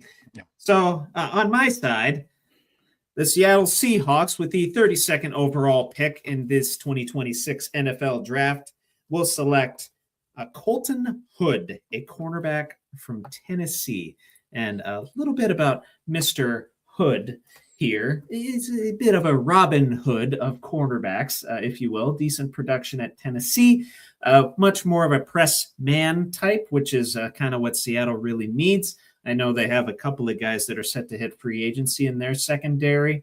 But however, does struggles in twitchy, NFL releases, and sometimes he gets a little sluggish as the game goes on. But still a very good and very productive man-to-man ideal cover corner. If you're Seattle, gets comparisons to Carlton Davis. 6 foot, 193 pounds. Yeah. No. And do you want to? Will you give your pick and then we'll talk? Yeah, spot on. Colton Hood, I watched him at the combine. Built like a cornerback that I think would fit in the NFL, Trevor, and also with his Michael McDonald's scheme on defensive side of the ball, and also yes, he watched. I really tried to watch some highlights from these guys for people out there to know. Like, I'm not just going off the cuff. He wraps up, and I think he would be good in zone defense. I think that's what Tennessee usually runs, is zone defense. So we'll see if he fits, but that's where I have him going. Yeah, Seattle. Yeah. Gotcha. Yeah, a good upside selection here for Seattle. And next time, wait for me to do the thing. I want you to get the treatment. Oh, I get the ring too. Okay. All right, I want you to get the ring too. I just don't want me to get the ring. You got to worry about yourselves with the envelopes. Okay. Okay. That's my thing. You have your own. Okay. But I'll give you the ring. I can give you the ring. That's no problem. Okay. That's no problem. Okay. I did see a few mocks here with Seattle maybe taking an edge rusher. I know that's a definite need of theirs. If they have any holes to fill, I saw the likes of Jadarian Price here as well, another Notre Dame running back. You could see 2 of those in the first round. Yep.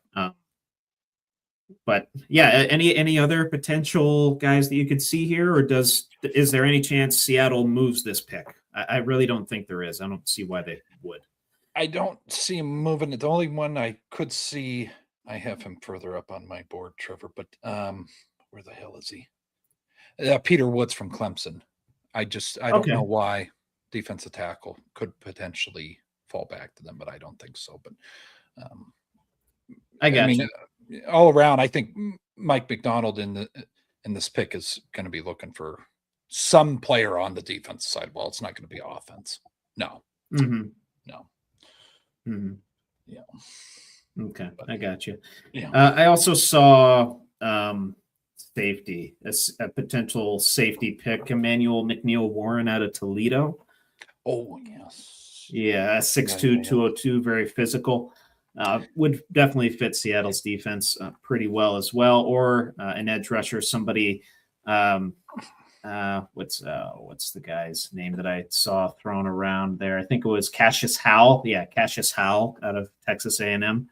Yeah, pretty good edge rusher that's projected to go around 44th overall, 6'2", 248, a little bit more of a quick guy, whereas Seattle right now has a lot of big physical talent. So complement those guys very well, and maybe even play a little bit of regular linebacker. Yeah. Good stuff. Yeah. On to 31. Yes, sir. Okay.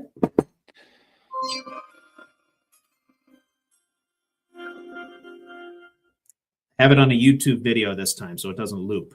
Oh, okay. Yeah. No, it sounds good. Yeah, it's beautiful. Thank you. With the 31st pick in the 2026 NFL Draft, the New England Patriots will select Chris Brazzell II, a wide receiver out of Tennessee. Another Tennessean, back-to-back Tennesseans in this one. And Brazzell, deep threat. When you think of Brazzell, think of a deep threat.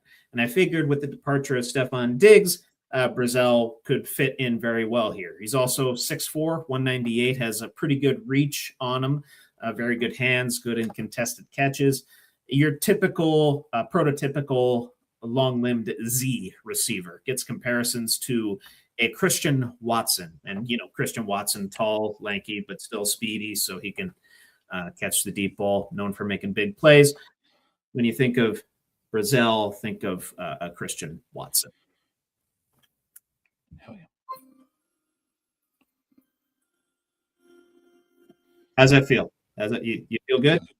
Yeah, You like it in the ring? Yeah. Okay. You should be getting the ring.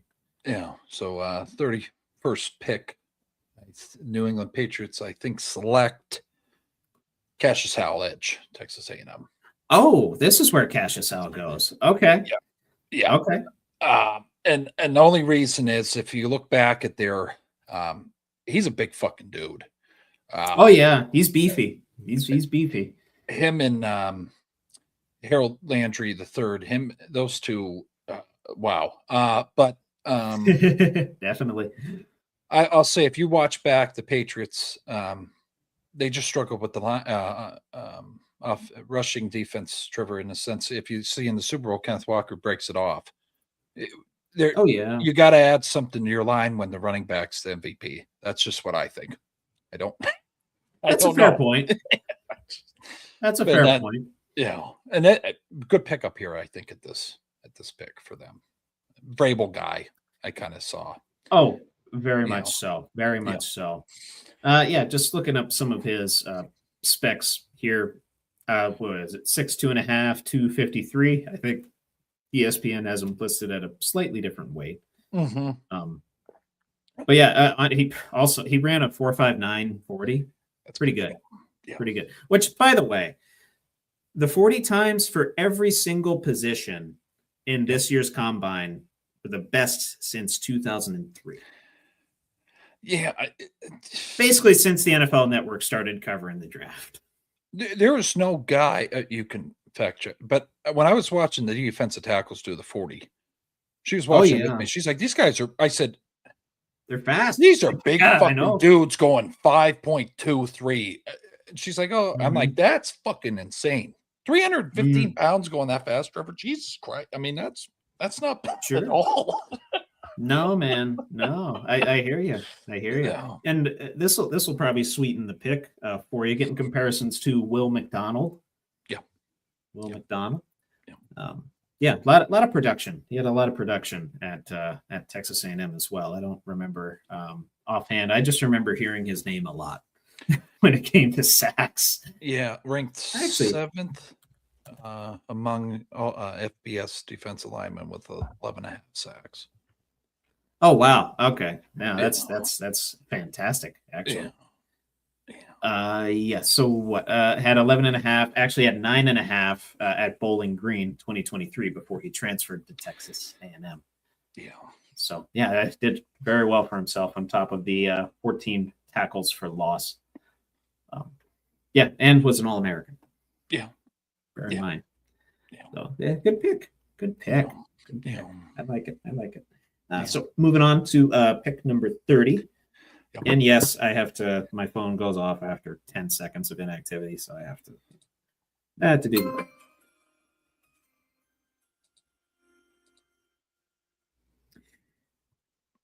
Denver Broncos, with the 30th overall pick in this year's NFL draft, will select C.J. Allen, a linebacker out of Georgia, the University of Georgia. And just to give you a little bit on him, as I pull up his NFL draft, his NFL combine page here, 6'1", 230, very stocky. Comparisons to Zaire Franklin. So you think of Zaire Franklin, you think of a good all-around versatile linebacker. That's essentially what you get with C.J. Allen. Very patient, can play zone and rush the passer, makes good tackles. Good lateral quickness as well, and is always the green dot. I figured the Broncos, they got a couple departures at the linebacker position. Alex Singleton and Justin Strnad, they are hitting free agency, so they'll have an apparent need at the linebacker spot there. Figured these guys would fit in well with Sean Payton and what he likes in a defensive linebacker. So. I'll roll with C.J. Allen. C.J. Allen at number 30.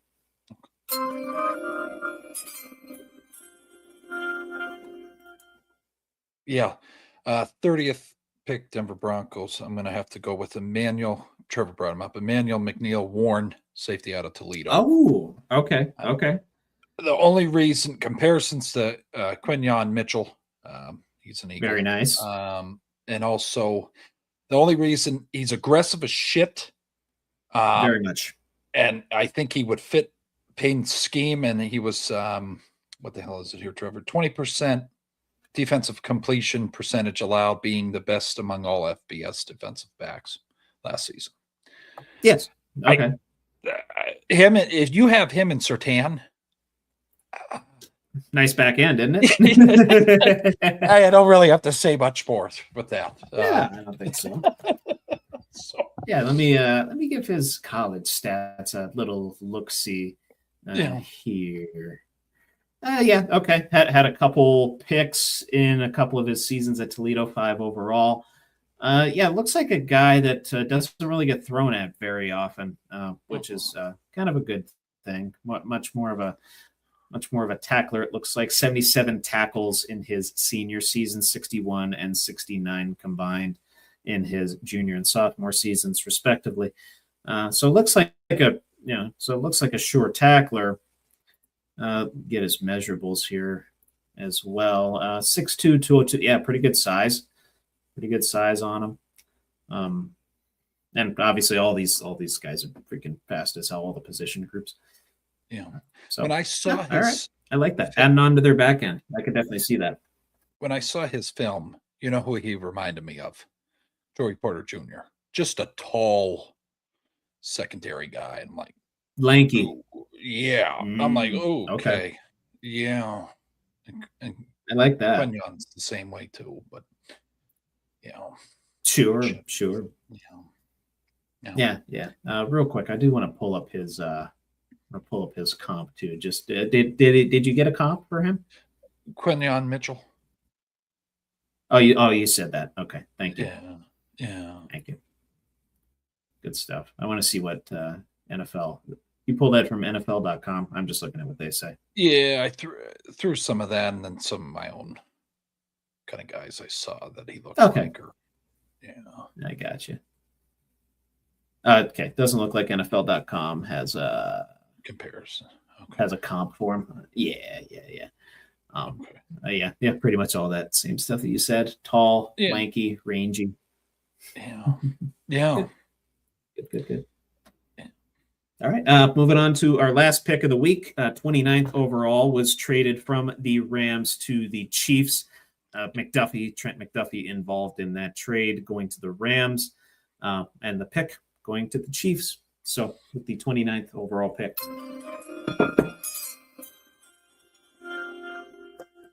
I had to switch out the envelopes last minute. I forgot to do it until that's all right. Now.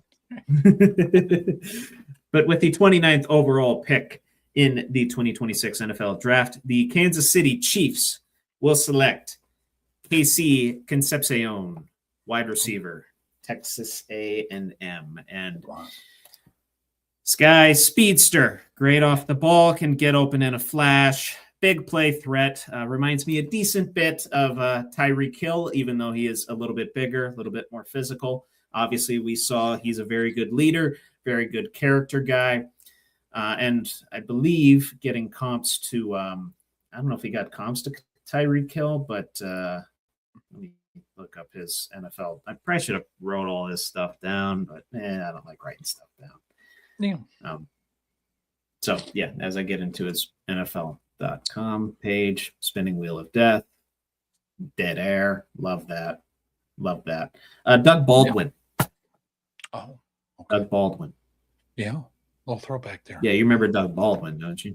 Yeah. Oh, yeah. Mm-hmm. Okay. So, I'll let you run yours. Yeah. With the 29th pick, Kansas City Chiefs, I'm going to go Jermod McCoy, cornerback from Tennessee. Fill in that gap that they get rid of Trent McDuffie because they gave him up to the Rams. And also Jalen Watson is entering free agency. So I feel like you got, if it's, Andy Reid, I feel like he's going to have to fill that hole. But the only thing I'm concerned about with him, Trevor, is he suffered an ACL tear in January of 2025. That's why I have him mocked outside of the first round. I think that's going to be a bit of a concern.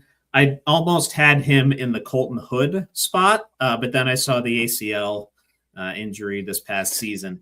Had pretty, similar production. That Tennessee at the cornerback spot was pretty well off these past few years. Yeah. I got a similar prospect grade to him. He gets a little bit more of a Tyson Campbell vibe, mostly like an outside corner, whereas Colton Hood, he can kind of fill in the slot as well. Former triple and long jumper.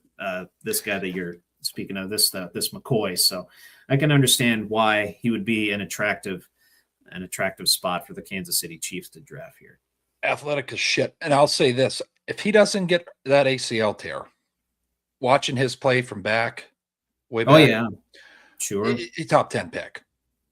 I would think so. Yeah. Yeah, I think he's going to go to the second round, and he'll be a steal though. His film looks really good. Finds the ball very quickly, jams receivers really well. So I can definitely see that. I just think they've been longing for a receiver for long enough. Yeah. The Tyreek Hill situation, we don't know where the hell Tyreek's going right now. I haven't heard hide nor hair of him since Miami released him. No. He's probably off making some more babies with some more mamas. Soon to be mamas. Yeah. But no, I was thinking receiver. Yeah. I like the corner spot though. And I did forget that non-McDuffie, what's the other guy's name? Watson? Jalen Watson. Yeah. I forgot he was a free agent this year. So good call out. Yeah. Glaring holes here. Yeah. Oh, I like it. Bill. Good stuff. So next week we'll be covering the 28th through the 25th picks, those belonging to, if I can pull up the draft here. Again, probably should have wrote this down. 28 through 25 respectively, the Texans, the Niners, Bills, and Bears. Yep. A lot of intrigue on those latter two, if you ask me. The Bills it's going to be an interesting one. But you guys got to stick around and follow this per week, because I think you guys are going to hear some names maybe you didn't have on your own boards or thoughts out there. Me and Trevor pull out here for you beautiful people. But and keep track of whenever we cover your team too. Maybe they go this way, maybe they go that way, maybe they draft a corner, maybe they get a receiver, maybe they draft a quarterback. Who knows? None of us know. Daniel Jeremiah, Tom Pelissero, Ian Rappaport, those guys, Mel Kiper, they don't know either. Mel's been off. I got to look up his percentage again, but it was bad. It's been bad. It's bad. Yeah. He just talks very loudly and he's very convincing. I'd rather listen to Ty Schmidt of him than actual Malcolm. That is actually, yeah. I hope Ty Schmidt maybe he already did a Lou Holtz little in memoriam imitation of him. See, I don't know if Pat said, hey, I don't know if they did today. I caught the latter half of the episode. I don't know if that would have been good I don't know. How would you feel as a Notre Dame fan? No, I think they could make it like touching, honestly. Okay. I think they could kind of manipulate it to where it's kind of a funny thing.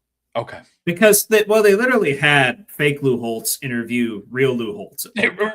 So, and Lou was laughing along with it. He was a good sport about it. So I figured, but I understand why they might not want to ruffle some feathers. So that makes sense. Yeah. No, good shit. What have we got next here, Trevor? On a scale? On a scale. Oh, on a scale, buddy. Yes, sir. Okay.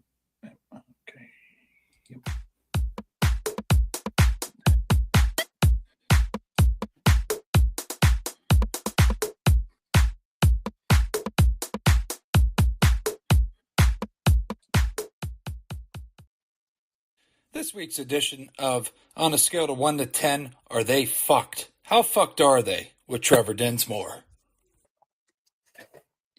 Not only do you learn sports terminology on this program, but you also learn some cursing. Oh, yeah.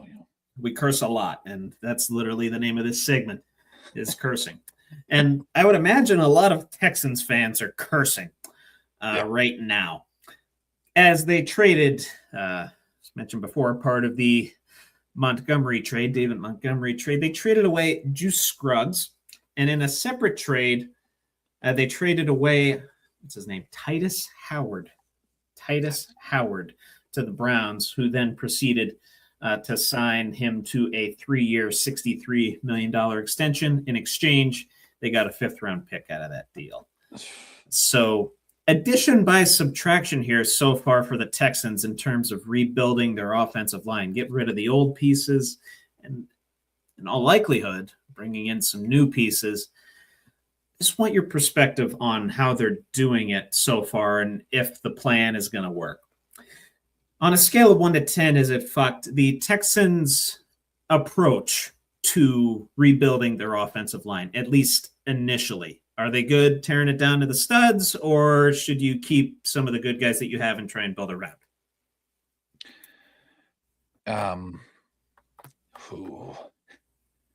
Draft CJ. Excitement all around. Sure. Going to be Hall of Famer, Trevor. Takes over the card hobby. Lights galore. And then you see the offensive line his sophomore year. Holy fuck. Bad. This is there's ruts all over this slide. Yep. And then you just say, fuck it, we're going to blow it up. I'm going to say 9. Interesting. Okay. This is bad. Not good. And you got him coming off a really shitty playoff performance over 2 or 3 weeks there. Pretty bad. You got to give confidence to the big man that's blocking for him, and I don't see that right now. If I'm CJ Stroud, I'm shitting my pants. Interesting. Yeah, I don't like who they traded away. No, the approach is interesting. Yeah, like that's really the only word I can think of right now. It's interesting. Like, and to my knowledge, since they traded these 2 guys away, they haven't really signed another offensive lineman. They haven't gone out in free agency and sought anybody out yet, which has me thinking that they're going to build this through the draft. You have a quarterback going into his 4th year, who I believe they just had to tag, right? Or they have to figure out, I forget whose option it is, but they have to figure out the option before, I think it's May 1st. It's kind of strange because they got rid of Laramie Tunsil, right? Which he was your cornerstone of that offensive line, protected CJ's blind side. Then you get rid of Juice Scruggs, and then you get rid of Titus Howard. Yeah, I don't know a single gentleman on their offensive line right now. Because those are the 3 guys that I knew. And now they're all gone. Yep. Yeah. I'll say like a 6th right now. I'm not like full on panic mode. I would think that this at least signals a plan, right? Like you don't just trade away big pieces. Yeah, right. You have something in mind when you're doing that as an organization. So that's my thinking with the Texans here. That's why I'm leaving it at a 6. There is some concern. I think it was in a spot where you can maybe retool it rather than tear it down to the studs. But I also understand why they're tearing it down to the studs and then just rebuilding it from there. So long as CJ and the leaders on that offense and within the coaching staff are on board with it, I can understand the moves. Yeah. It's just, the uncertainty lies in who they're going to get and how that's going to pan out. Yeah. For me. Yeah. I don't know. It's going to be interesting. Yeah, I hear you. So moving over to some basketball news before we wrap this all up with debate time. I'll save the shit list for after this segment. Okay. Steph Curry is still out at least another week, at least as of Tuesday, reevaluating his knee injury, his right knee. The Warriors' chances of making it to the play-in tournament, making it out of the play-in tournament, i.e. winning in the play-in tournament if Curry is out long-term. The way Draymond's acting on that sideline right now, my God. It's not 8. good. 8. Yeah, as it stands, they are firmly in the 8th spot. 5th, ironically enough. 8. Give them an 8. Oh. 16.5 out of the Thunder, which is 4 behind the Phoenix Suns, who are 12.5 back. Yeah. And then only a game ahead of the Clippers, 2 games ahead of the Blazers. And as it stands, 4-6 in their last 10, lost their last couple. Yeah. And like you said, seems some signs of self-destruction are coming out. Bad. So we'll see how she goes. Yeah, that's you said an 8. I'll match you at an 8. Mm-hmm. Purely because it's not confidence in the Warriors, it's doubt in the Clippers and the Blazers. Yeah. I'll just leave it at that. Mm-hmm. I agree. Yes. Cool. Yep. Cool. So, moving on to some college basketball news, as we got the March Madness NCAA tournament coming up here in a little bit. Conference tournaments starting up as we speak. I believe those wrap up on, I think it's the 15th with the Big Ten tournament, which shortly thereafter we'll have the Mac Daddy of them all, the NCAA tournament. And I assume a lot of you, along with us, are going to waste a lot of money on brackets that won't make it out of the first day within, or perhaps within the first 4 hours. Yeah, I've had brackets within the first game, done. So I imagine a lot of heartache and angst is going to come of that this year, where there's a decent bit of, I don't want to say jealousy, but perhaps some, I don't know. We'll just say jealousy. Jealousy. Bruce Pearl coming out, making some comments regarding the undefeated Miami of Ohio Redhawks, which I know Miami of Ohio has a certain place in your heart. Obviously, Big Ben, an attendee at the Redhawks, at the Miami of Ohio Redhawks football program, all-time leading passer there. And now Miami of Ohio, the lone unbeaten, left in the NCAA. If you had that on your bingo card, go buy a Powerball ticket, please. Yes. Please. They're sitting 30-0. 30-0. We knew they were good. We just didn't know they were this good. And as of when I was looking this up, they were 29-0 at the time. They won their last game. They were 7th in the country in point differential, 8th in three-point percentage, 2nd in per game scoring. However, there is a counter argument to what Bruce Pearl is saying, that they need to win their conference tournament for that automatic bid. They shouldn't just get in based off of playing a cupcake schedule and dominating all of their games. That's basically what Bruce Pearl said. Yeah. An argument, I would say, somewhat in his favor of that. If you know Ken Pom, you know what Ken Pom is? Yeah. Ken Pomeroy created this whole algorithm to evaluate college basketball teams. Yes. I don't know the algorithm, but it's a pretty well trusted one, and it was referenced in this ESPN article. 258th in the country in terms of their strength of schedule out of 361 NCAA Division I teams. Mm. They do not have a top 25 win. They have not played a top 25 team. Their most significant wins are within their MAC conference. Yeah.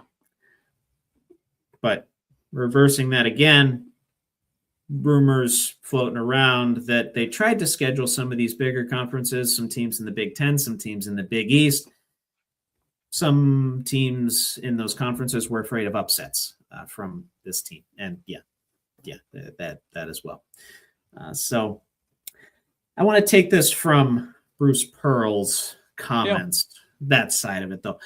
On a scale of 1 to 10, is it fucked? Bruce Pearl's comments on the Miami of Ohio Redhawks. Yeah. With NIL, for them to be able to do this, they are a small market little MAC team, Trevor. 9. They're playing within their conference. I don't know what. The 30-0. I mean, yeah, you can't discredit the fucking undefeated season. You know what I'm saying? Like, yeah, it's not like they're facing junior colleges here or fucking. They're still facing D1 programs. Bruce, yeah, he's always. I don't know how I feel about him, but whatever. Yeah, I'm gonna have to go a 9 on that. Okay, I was gonna go like a 9.5. It just there's a lot of bias here too. Like he brought up Auburn and their situation, even though at the time of this article, Auburn had lost 7 of their last 8 games after starting 14-7. They were on Joe Lunardi's first 4 out. Yeah, so they were on the way out the door. Should they not do anything in the SEC tournament? You think of Loyola Chicago. You think of God. You think of well, I don't know. I just feel like some of these, not us, and I don't know where the hell you put us. I don't think we're journalists. I think we just come on here and bullshit and have a good time. We're bullshitters. Yeah. We're sports bros, I guess. Yeah. I just think sometimes the narrative these bigger journalists push, it kind of pisses me off because it makes the smaller programs not validated. But the bigger programs, oh, well, they face, well, fuck, don't you? I want the underdog, Trevor. Like, you play them. Go play them then. That's what I'm saying. Go beat them. Go beat their asses. Oh, well, Kentucky's schedule. I don't give a shit. These guys are 30-0. I hate that. I hate when they do that. And that guy did it. And I forget the team last year, they did the same thing to him. Oh, St. Mary's or whatever, St. Peter's. Remember they cut them down, and it's like, well, they're doing it. Weren't they 15 seed? Yeah. Tournament? I mean, I think they were 30-2. They were 30-2 going into the tournament. Yeah, I just think in the age of NIL, I think this team should be celebrated. Like, how the fuck are you doing this with name and image and likeness right now with the money in the MAC? In the MAC, I don't know. Pretty good team. It's the same thing that Ben went through. If you think back, oh, well, he played at a small conference. You're not big. Well, fucking, he's one of the top 10 in some people's lists quarterbacks of all time. What if the Steelers never found him? Top 10 passer of all time. Yeah, that's for sure. Leader in fourth quarter comebacks, which saying a lot with same class as Brady. Yeah, well, not the same draft class, but same like status. And I don't mean to keep pushing this, but again, Khalil Mack, I didn't mean to do that there, but Khalil Mack comes out of Buffalo. Mm-hmm. He's a prolific fucking linebacker in the NFL. Yeah, you can't discredit these because of the conference. I hate that. I hate that shit. Mm-hmm. I hate it. I hear you. Hear you. Yeah, honestly, the MAC on the top side, pretty good. Akron is 25-5. Kent State 22-8. After that, it kind of falls off. Toledo 16-14, and then you got 500 on down. So it's pretty top-heavy conference, obviously. But sitting atop of that and sitting at 19th in the polls right now is Miami. Okay. I mean, in the conference, 20 plus top 3? There's 3 teams with 20 plus wins, right? Mm-hmm. I don't think that's a lackluster conference at all. That's pretty. No. Yeah. It's a little top heavy. You get a lot of mediocrity in there once you go from Toledo on down. Drops down. Yeah. Yeah. Still, Miami in the AP poll, number 19, 20th in the coaches poll, and you're saying, oh, they need to win their conference. I hope. Automatic. Shut up. I hope they don't. Fucking run. I hope they go on a run and just shove it up his ass. That'd be great. I hope Auburn somehow finds a way to make it in and they get matched up. Oh, and they whoop their ass. Oh, it'd be great. Oh my God. Yeah, yeah. They'd shove it up him and his kid's ass. His kid's coaching the team. Bruce Pearl's, Stephen Pearl. Oh no! Oh, that even pisses me. Yeah, there you go. There's the nepotism. Yeah. There's the bias again. What happened to no bias in commentating there? Chris Collinsworth. What happened to that? Are we not? That's just they're cut from the same cloth, Trevor. Fuck that. I didn't make that connection. Well, I mean, Bruce Pearl doesn't have a catchphrase yet, but God. Here's it, Patrick Mahomes. Here's the guy. Anyway. Because the reason I defend him too, I know Sure. you probably didn't expect me to get this passionate, but that kind of falls in. No, I mean, I know you're a college basketball fan, big fan of your Bonnies. Yeah, I mean, that's what if they went on that run? You know what I mean? Yeah. St. Louis had a hell of a fucking. Are they discredited? You know, I don't like that from a small school perspective. I want, the juggernauts to be taken down a little bit by the smaller schools. Which, by the way, St. Louis still they're 25th. They're 26-3. They're absolutely fucking stellar. That guy with the goggles is fucking wow. You look at him. If you saw him on the street, you're telling me that guy. No, that guy. Yeah, that guy. That guy's doing that on the court. Okay. Yeah. That's all right. funny. Good shit. You good? Yeah. That just really pissed me off. How are your Bonnies doing this year, by the way? Not good. Know? They fell apart right after 5-0. Went right downhill.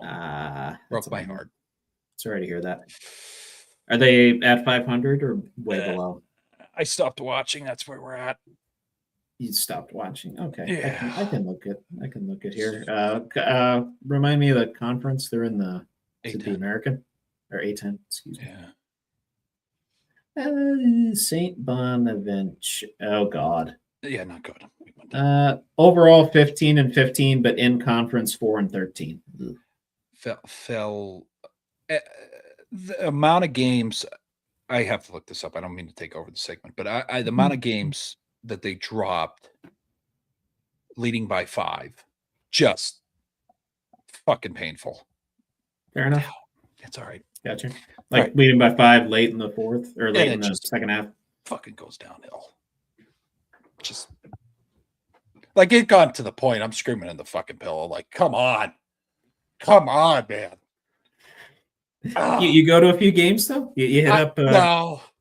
No, you didn't go to any this year. I knew it was going to be rough this year. I knew it. Okay, that's fair. That's fair. Pretty top heavy roster this year. I will say. Yeah. Hopefully we see some growth next year. They're a pretty young team though, aren't they?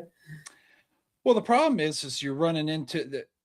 You're seeing. I see it firsthand here, and I think Woj is actually our guard. Fuck, what's his name? He's on Kansas now. Like they're just, do you see transfers? Yeah, they're just transferring to bigger schools, and it's just you can't sustain that. And it's just a new roster every fucking year, and it's like it's tough. It's tough. Yeah. But tough to pull off. Yeah, guy's fucking starting for Kansas. I was watching Kansas game. I'm like, that motherfucker. That's where he. Like, wait, I know Kansas. That name. Yeah, I know that fucking name. I know. Yeah, he's a Bonnie. He's a Bonnie. But good shit. Good shit. Good stuff, man. Good stuff. A little bit of a palate cleanser in the WWE world. If you watched Raw, you'll know that one of your favorite wrestlers of all time, I'm sure, Dirty Dom Mysterio, lost his IC title to one of my favorite wrestlers, Penta Zero Hierro. Penta's first title in about 1 year and 3 months of WWE competition. Well-deserved. He's been popping crowds since he arrived on the scene, and he's been one of the more entertaining superstars since the Netflix era has begun on Monday Night Raw. But if you recall, do you recall the backstage segment right before Dirty Dom went out there? Do you remember what happened with that? Yeah. Debuting on Raw, debuting Danhausen, who debuted at Elimination Chamber to a very mild reaction. More due to the buildup, I think. Like, oh, who's in the box? Oh, it might be Jericho. People set that expectation. Then it's Danhausen. Comedy act. Okay, cool. But pretty good segments, all right. I think he did pretty good. He had the list of demands that fell in the toilet. Adam Pearce introduces him to Judgment Day. Dom backmouths him a little bit, and then he curses him. You are cursed. Yeah. So on a scale of 1 to 10, based upon early results here, if we want to extrapolate these out, anyone that gets cursed by Sir Danhausen. Go 8. I think it's a playful thing Paul's just trying to throw in there. It's like Carlito with the apple back in the day. Just sure. It's curse. I spit in the face of people who want to be cool. Oh yeah, that was a good one. I enjoyed that. Oh, you disrespect me, cursed. Cursed, exactly. And then shit. And then you go and lose your match. Yeah, Yeah. you can make it a thing. Yeah. Dom lost his IC title. I don't know. Cursed Cody, maybe Randy wins. Be kind of cool. Yeah, somehow. That's funny. Oh. That's funny. That's a 10 out of 10 for me. I watched Danhausen in WWE, or not WWE. I watched him in AEW when he was there for a hot second. Didn't really use him that much. He was injured for the most part. Didn't really wrestle a whole lot. But I saw an interview that he did with Chris Van Vliet, and that's one of, honestly, Chris Van Vliet's most viewed interviews. Oh, wow. Really takes you behind the scenes of who Donovan Danhausen is. That is his actual name, Donovan Danhausen. And how he kind of came up with the character and how much of a nerd he is and what his inspirations were. And he took a lot of inspiration from Sting. Okay. Yeah. So, yeah, there you go. And fun fact, trademarked his makeup. You know, that makeup Danhausen wears, he has that trademark. Oh, wow. So, like, you can't, like, paint your face like that and make money off of it. Yeah. Okay. So he's not only funny and knows his way, knows his character, and knows his role in a wrestling show. He's got the brains too to make a little money for himself. Yeah. So I do give him a lot of credit, and it's exciting to see him in WWE. I wish he would have got a little bit more of a reaction, but they built it up for like 3 or 4 weeks, and they just set themselves up for disappointment, which ultimately happened. Like, if you just pull that out, like just at the chamber, and then he comes out like no build up, then big pop, it's cool. But no, you build it up, you get people talking. Oh, it could be this guy, could be this guy, could be this guy. That's him. Yeah. Then it's a comedy act. Like, Fuck. I can't wait for the segment with him and R-Truth. Yeah. That's going to be real good. Yeah. Mm-hmm. Okay. Shit. Yeah. No, it's good shit. Good shit. Danhausen could curse him, and he could also curse little Jimmy. It'd be fun. Yeah. We'll see where this cursing shit goes. That's going to be the fucking teller here, but yeah, it was good. Honestly, it was pretty good episode of Raw too. I enjoyed it. Yeah. No, I caught it in the highlights, and I'm like, all right, what's going on here? And then Dom blows, and then, all right, it's the path we're taking here. Okay, all right. Shit. Good stuff.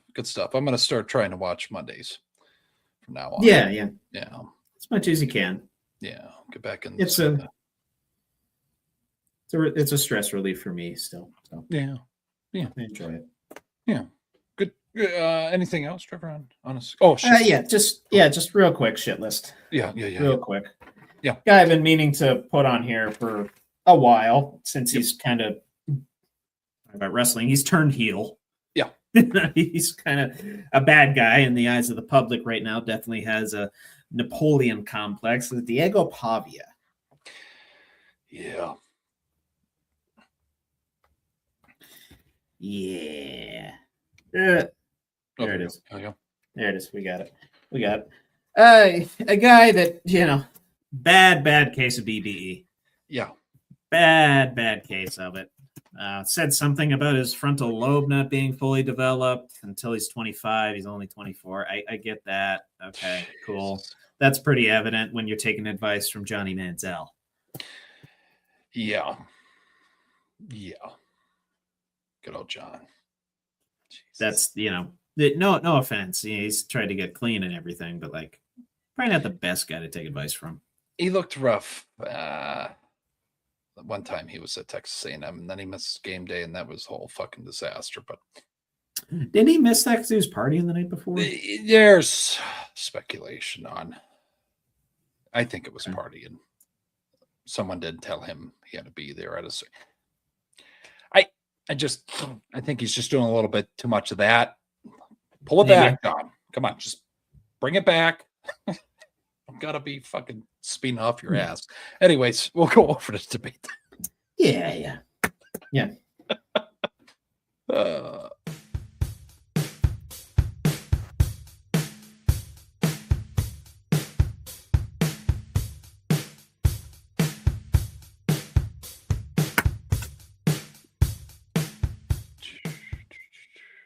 Weighing in at 240 pounds from Olean, New York, your St. Bonnie alum, Drew Billy, with debate time.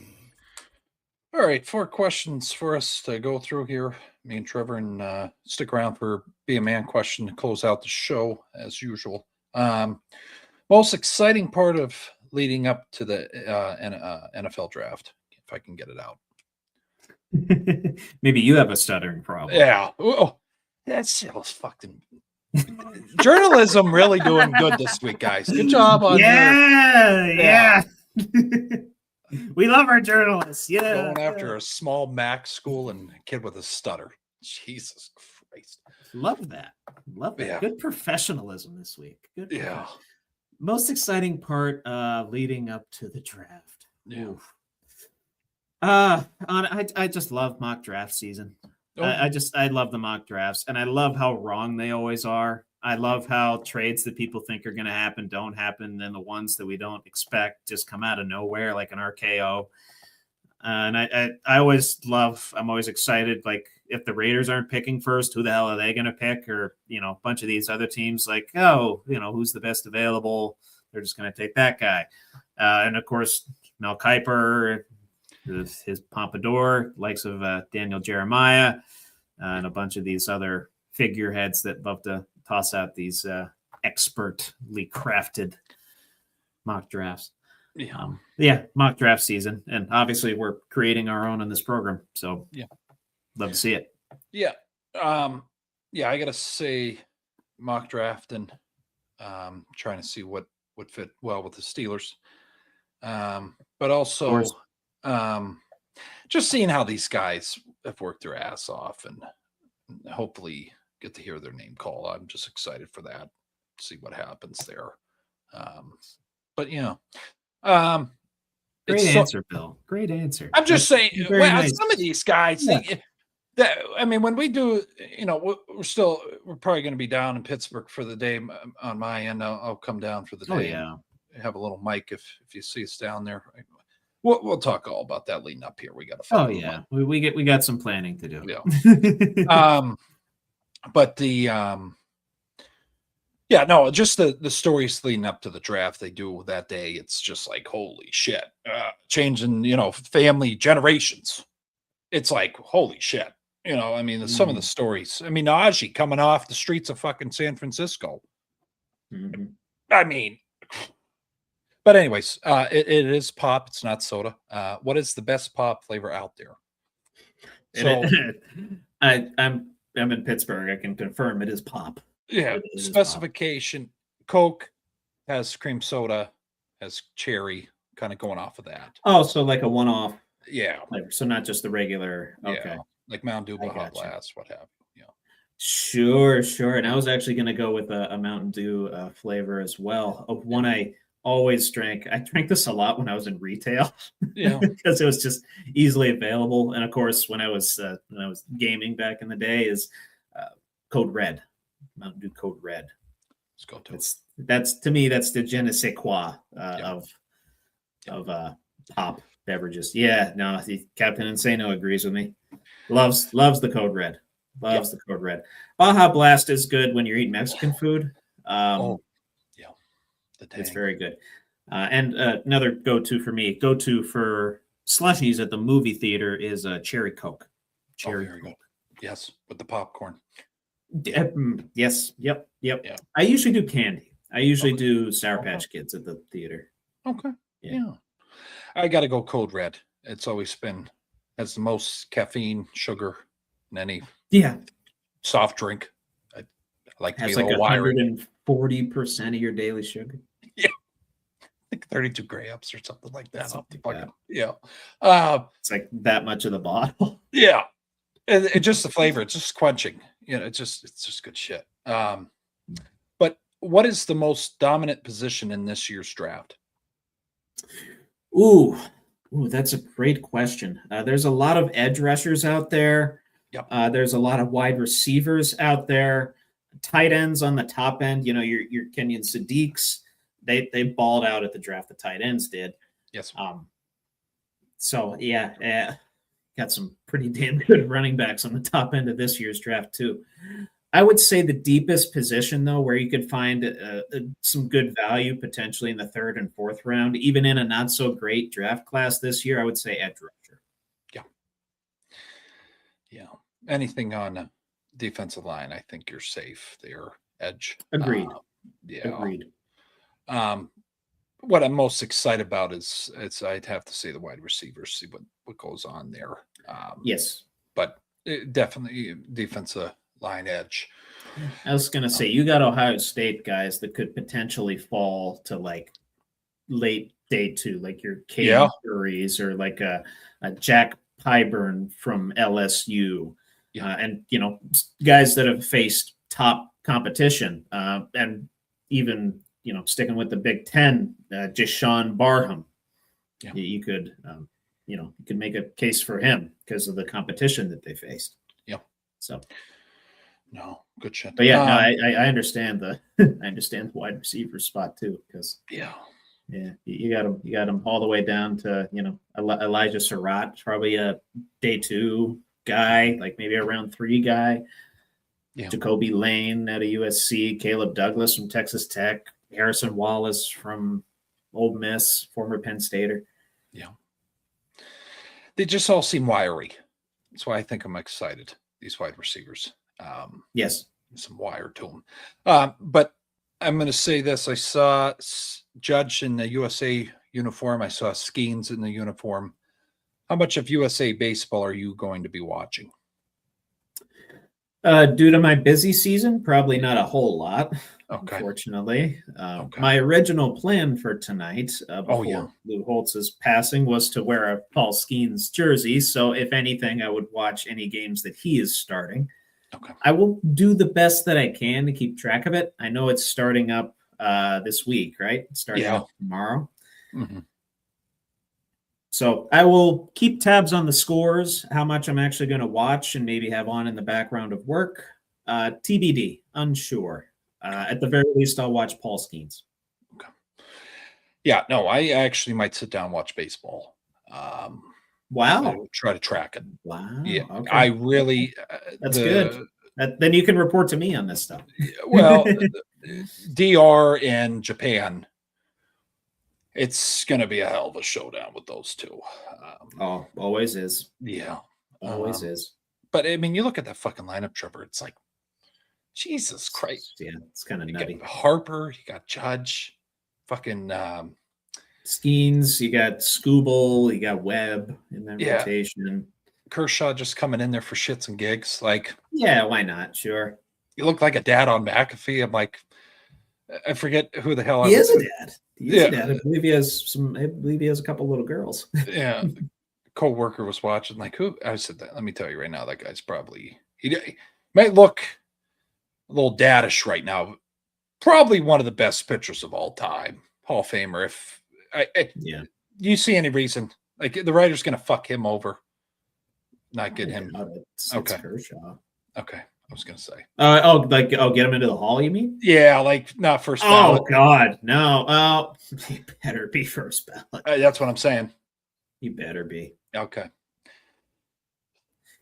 I mean, if there's any Hall of Fame that's going to keep him out, it would be the MLB one. But I highly doubt that there's any reason to keep him out. Okay. It's one of those classic, like, the Kershaw that kids know now versus the Kershaw that we know. Yeah. I mean, like sub-2 ERA every year, Kershaw. Fastball. Cy Young winner, World Series champion, Kershaw. That curve. Yeah. Curve. No, good shit. But that's all I had for debate time. We'll go over to Be a Man question with Trevor here. Let me get the hell yeah. I keep forgetting you have a drop for this, so I always want to get right into it. But go ahead. Oh no, I have to use that. Let me turn that down. Here we go.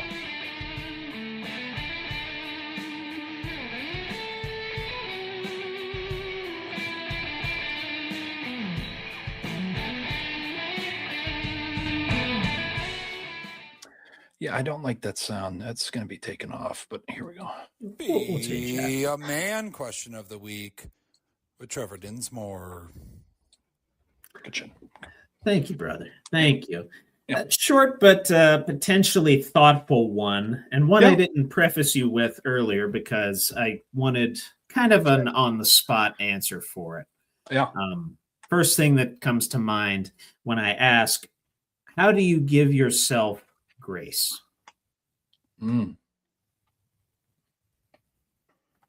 Oh, boy.